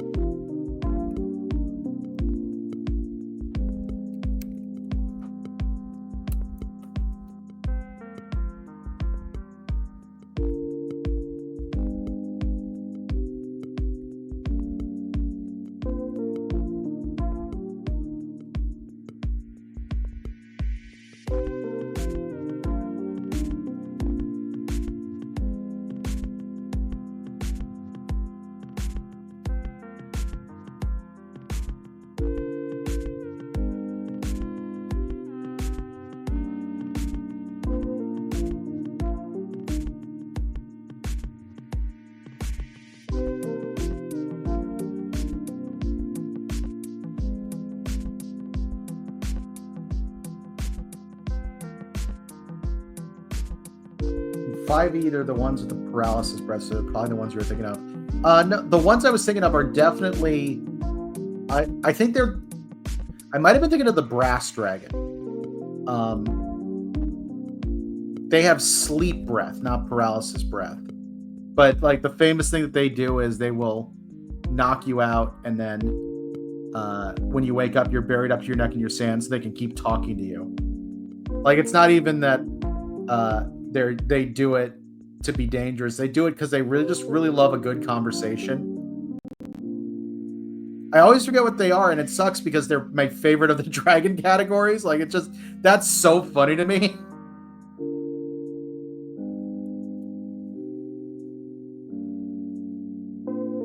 But yeah, if Silver's naturally inquisitive, I think that's where I'll go with him.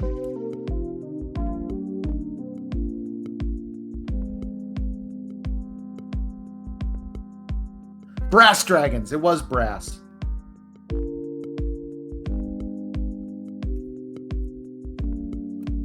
Yeah, I get them mixed up because you've got copper, brass, and bronze. And I'm like, these are all the same color metals. I mean, not exactly, obviously, but close enough.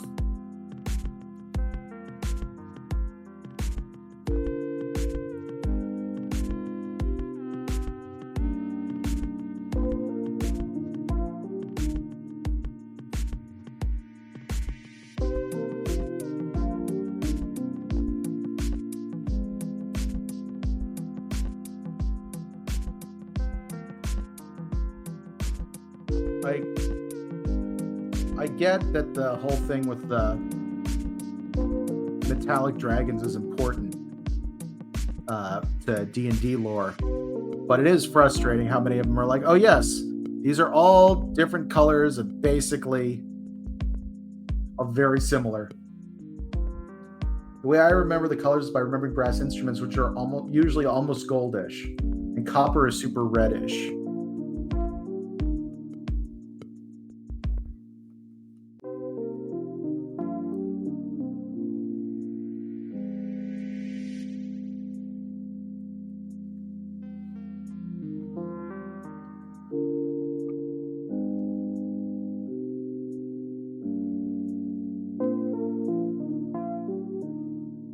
Make an entire other layer to do one very specific thing.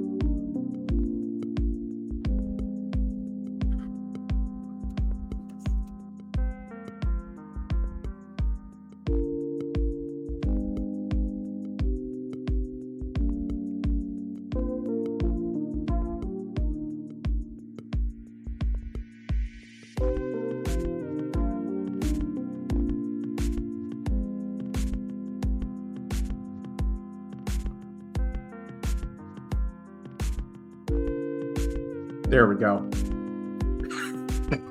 This book is Brubs.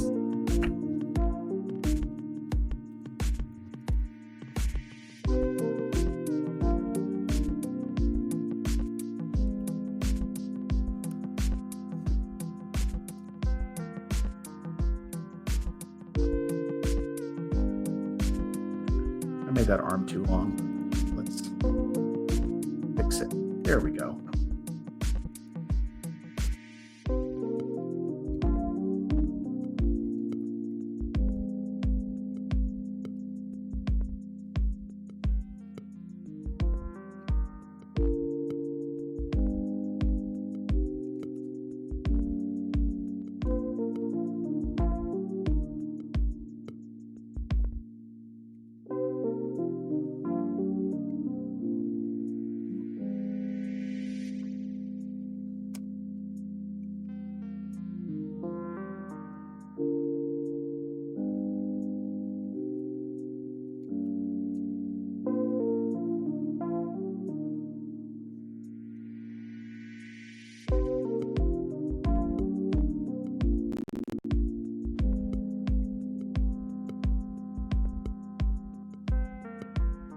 Switching the music. It's been a minute.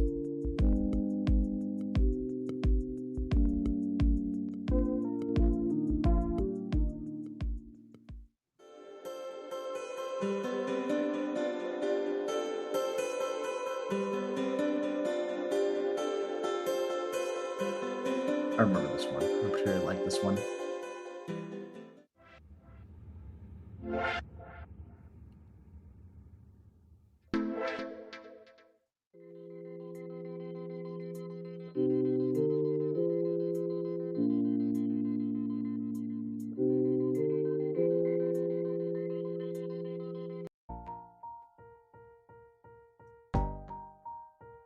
Oh wait, no, this is the one.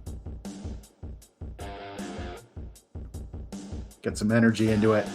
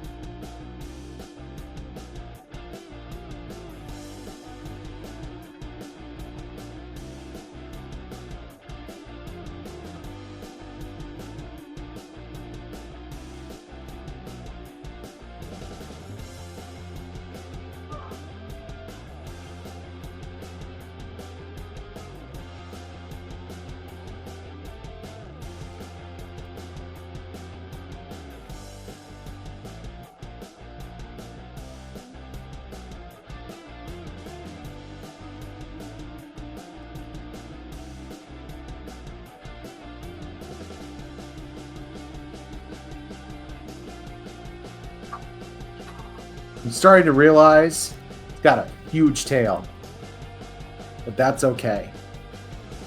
All right, turn off the pencils, see what we got.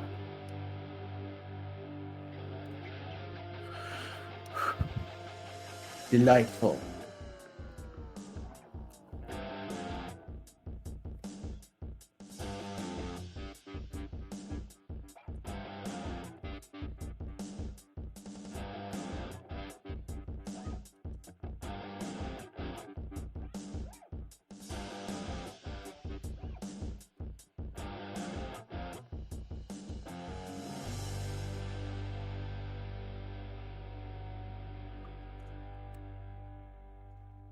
I'm so happy with Prob. I'm going a little bit nuts. It's so good. He's such a perfect boy.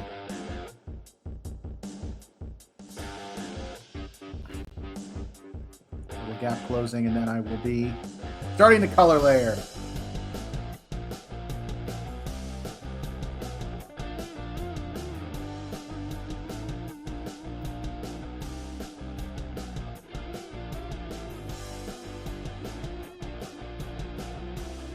Oh, I meant to do white for that.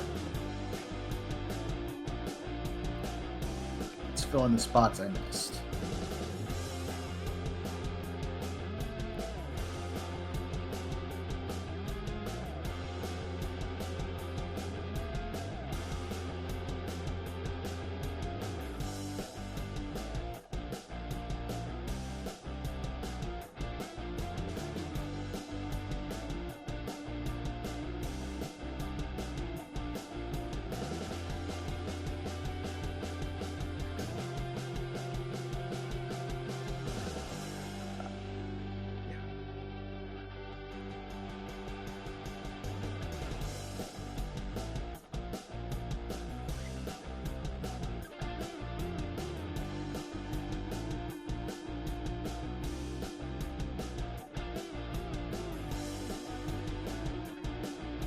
All right, flattening layers ready to go.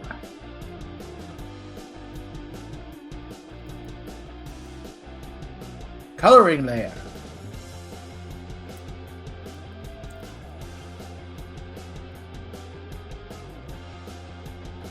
I'm going to make his base color a little turquoise. A very light turquoise.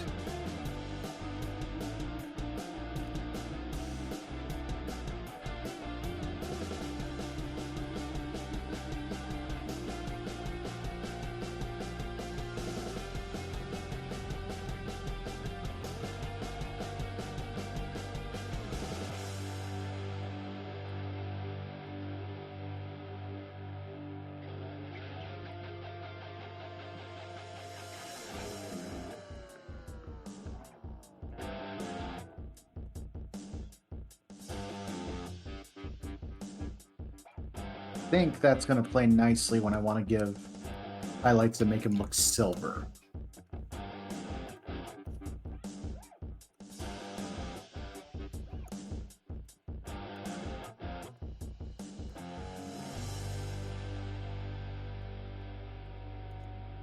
Definitely keeping this underlayer white.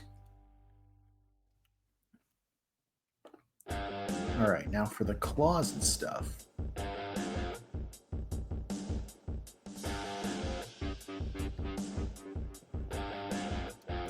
And this color is called Indigo Tinged Gray, which I think will be a nice silver analog.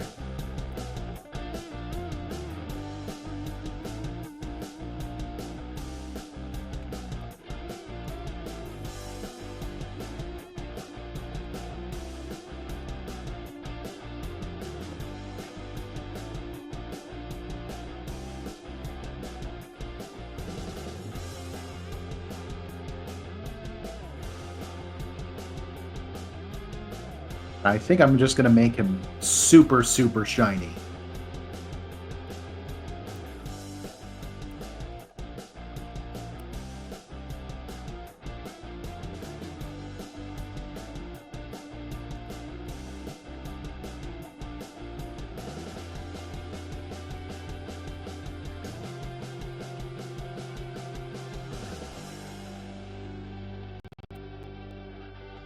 And do the same color on the spines in the back.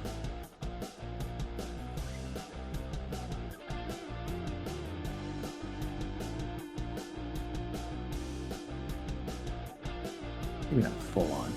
Get some blend in there.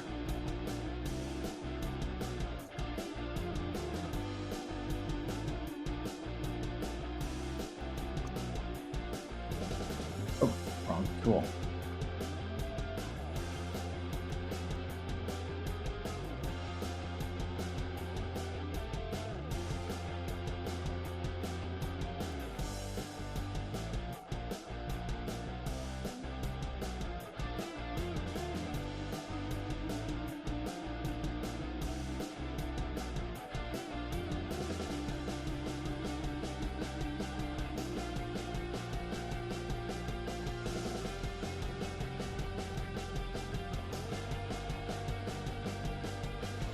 Let's see.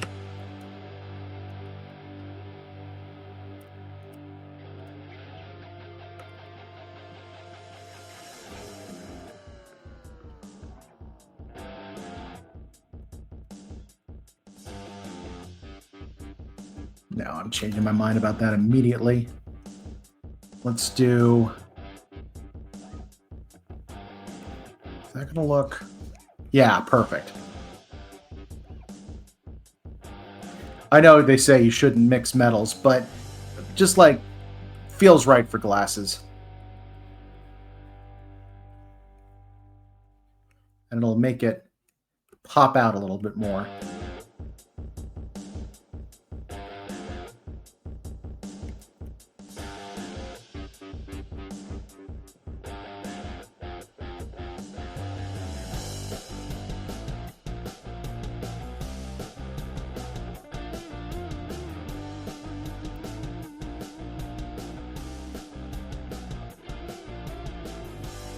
I think I'm going to make the tome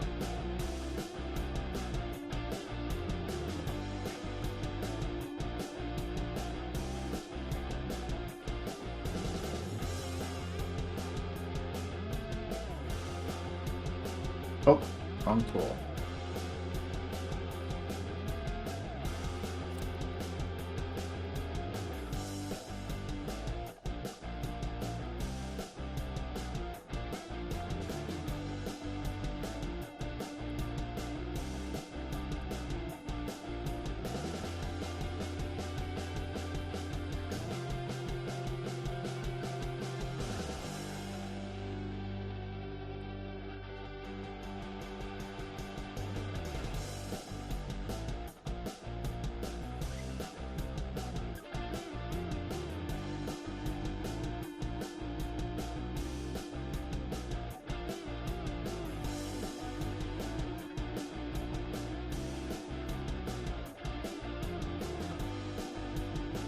Beautiful.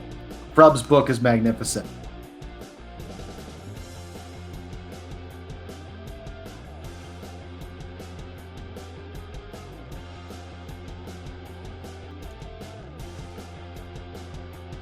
All right, now this feels like someone who wears some bright colors that don't match anything.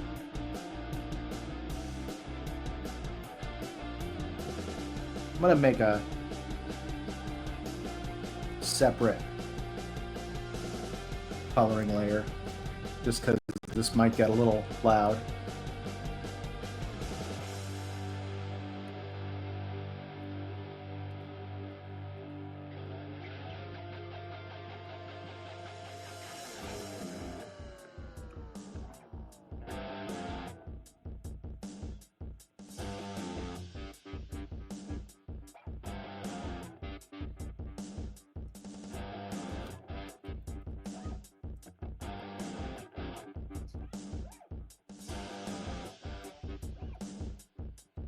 Is that nuts?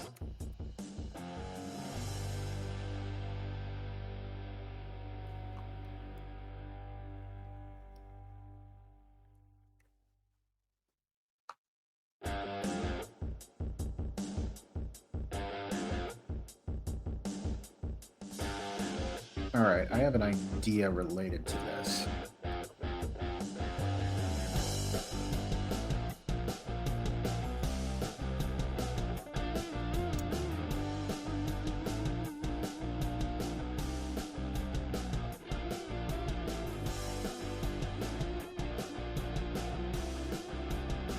Bright, but orange is a good choice.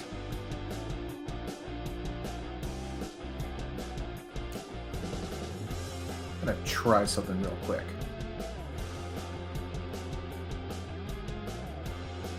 Decoration brush. Oop. That's huge. But which decoration do I want?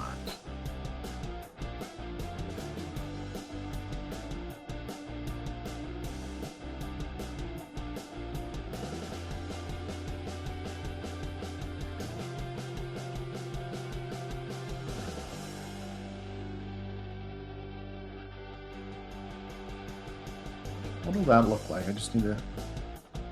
Oh, nope. Don't like that. Wait, if I switch colors, will it... No, okay.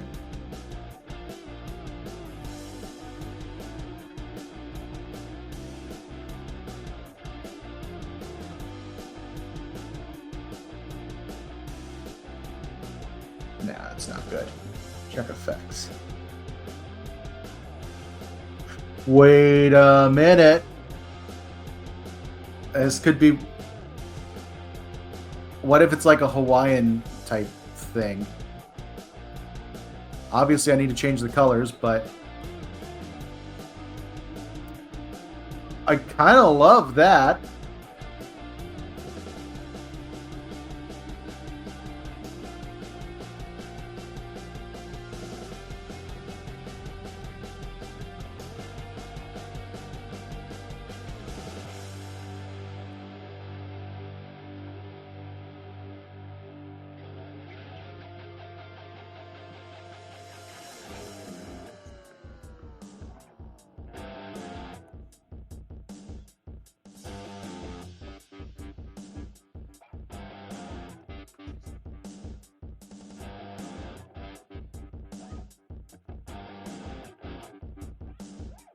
multiply is not the way to do it. How about let's drop the opacity.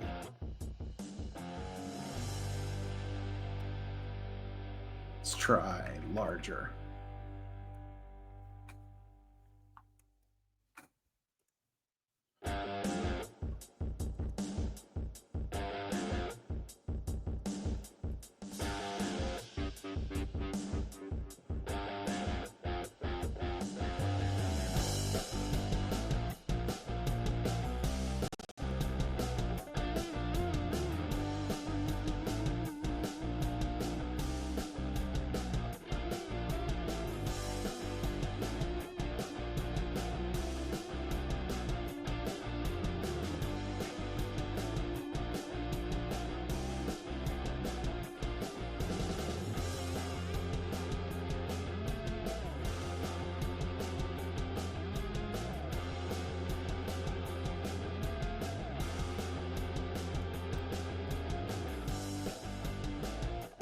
Yeah, I think we're there pretty much.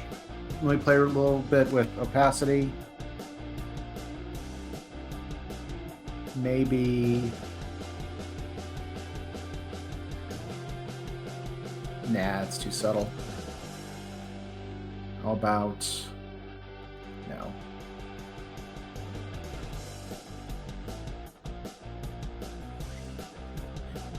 I don't hate it. I don't hate it at all.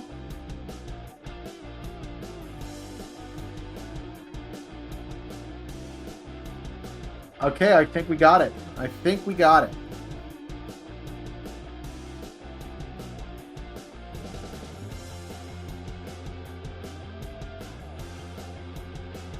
All right.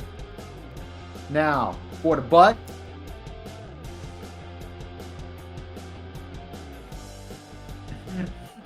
For the butt, we just do matching. 100%.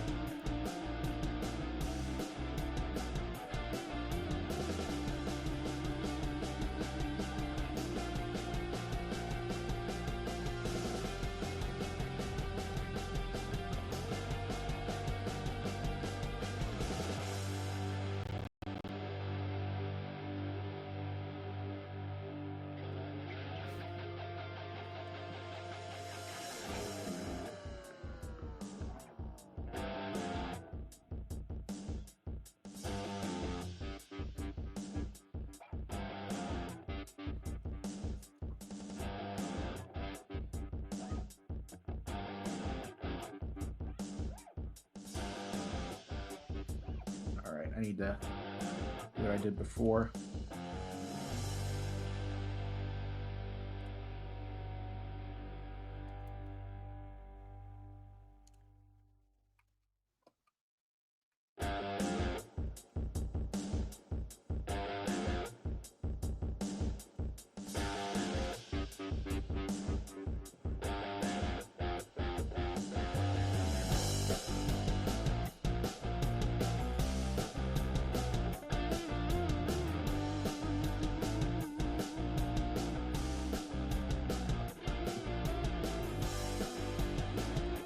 Yep, I think that's it.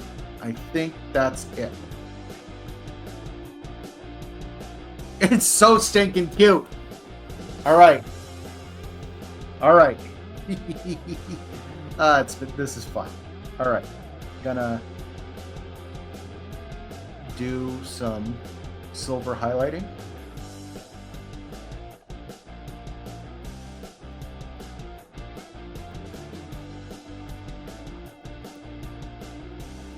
I think I'm gonna do more spotting for. Oh wait, do I have it? Wait a minute.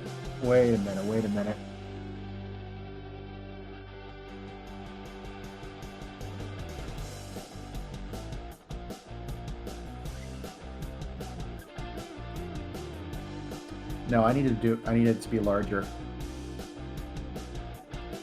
Can I? Nope, that won't. Particle size. Let's jump them to 5.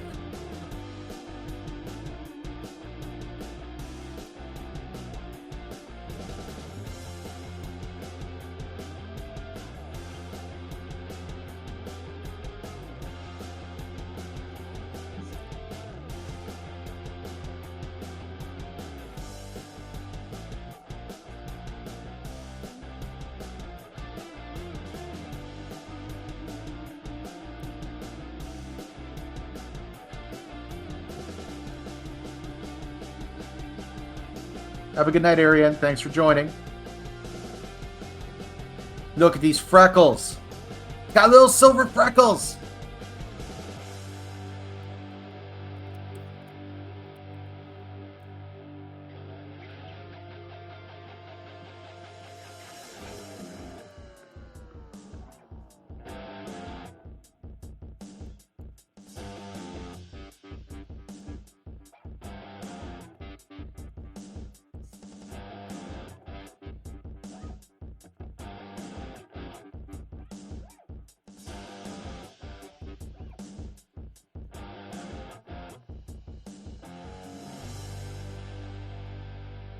So stinking cute. So stinking cute.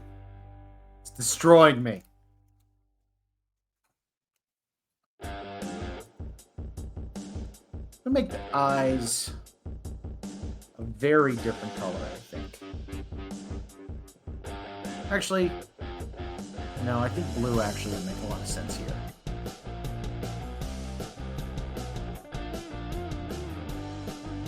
Beautiful.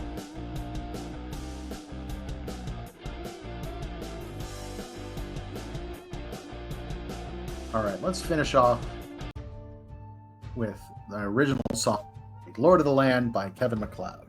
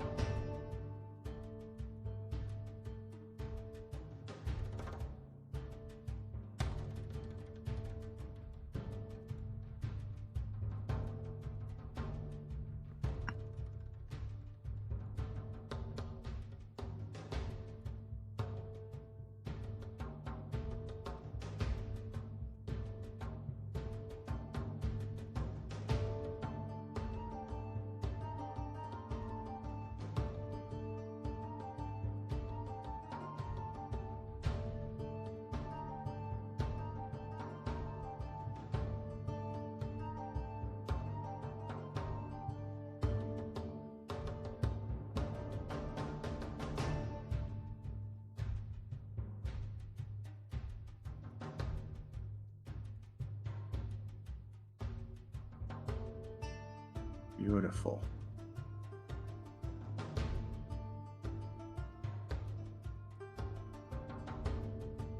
I'm realizing I never colored the pencil.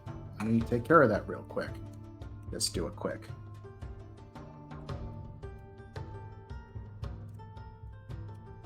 Just steal a couple other colors.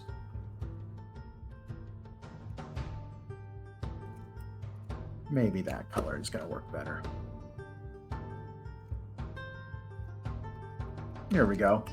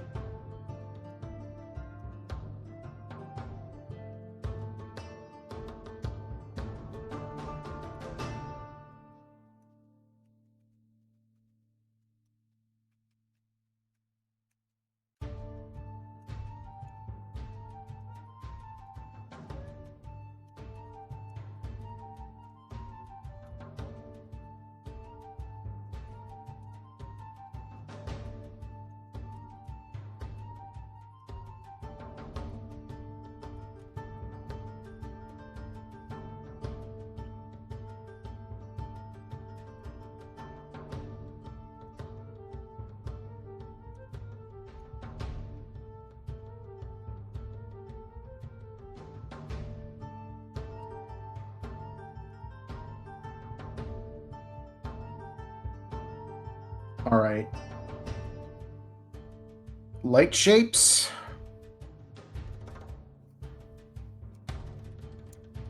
And after this, we're mostly done. I do think this is the last one I'm going to do tonight because this took a long time.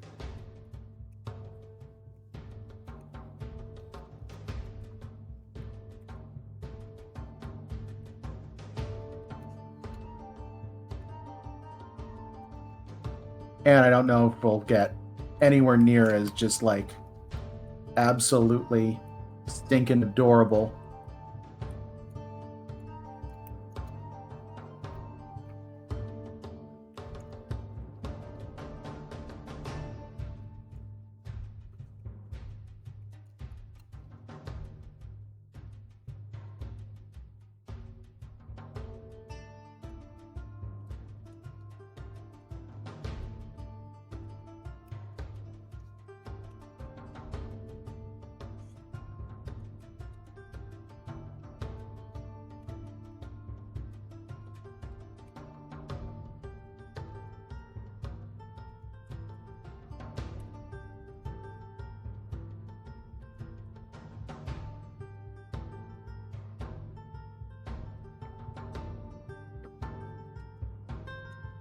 All right, there we go. Knew something was off.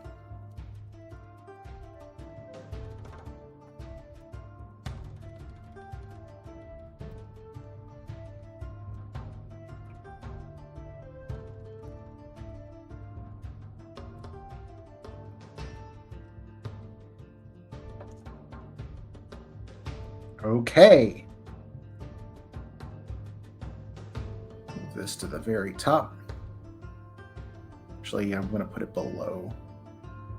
Well, no, I think I have to get it to the top.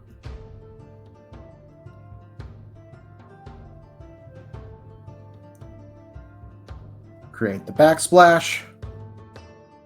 I think for this, we're going to go... I think a light purple is going to be very nice for this backsplash. Oh, let me turn the background back on.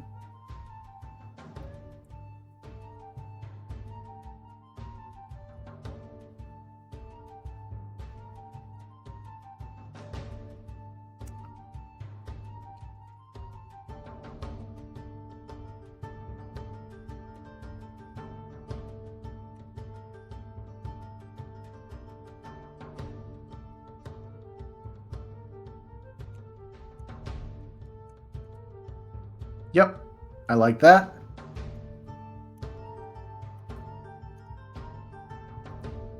And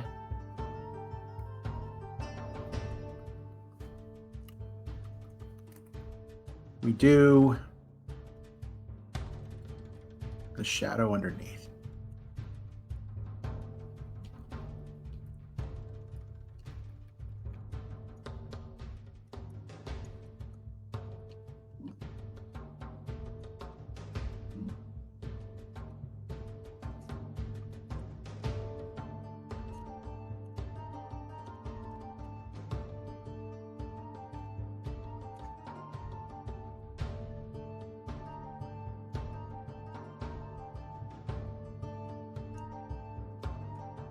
And there we have it. We have Frub, the most adorable kobold that has ever been illustrated by anyone ever. Like, painfully cute. Like, makes me a little bit angry cute. So adorable. All right. With that, I do think I'm going to go ahead and wrap things up for tonight. Thank you very much for joining me. I do stream... actually, this is about to change. We're getting ready to switch over to streaming every Thursday at 8 p.m. Eastern. This is to accommodate my co-streamers for most of my games, who very often are going to have conflicts on Tuesdays. So we're just starting to move things over. I may continue to periodically game on Tuesdays or use it as a backup day and do separate stuff. Maybe some art streams too. So please consider following twitch.tv/BWHComics. And you'll be able to check all of that out. You can also Check out my YouTube channel where I've been posting replays of all the games, lots of shorts, lots of goofiness. It's been a lot of fun. You can find that at youtube.com/@BWHComics. I'm also at at BWHComics on Patreon, Instagram, and Twitch and Blue Sky. You can also find my webcomic Cosplay, a webcomic about cosplay and convention craziness over at cosplayandcomic.com. So that's going to wrap things up for us tonight. Thank you very much for joining, and until next time, rock on, guys, and never stop drawing.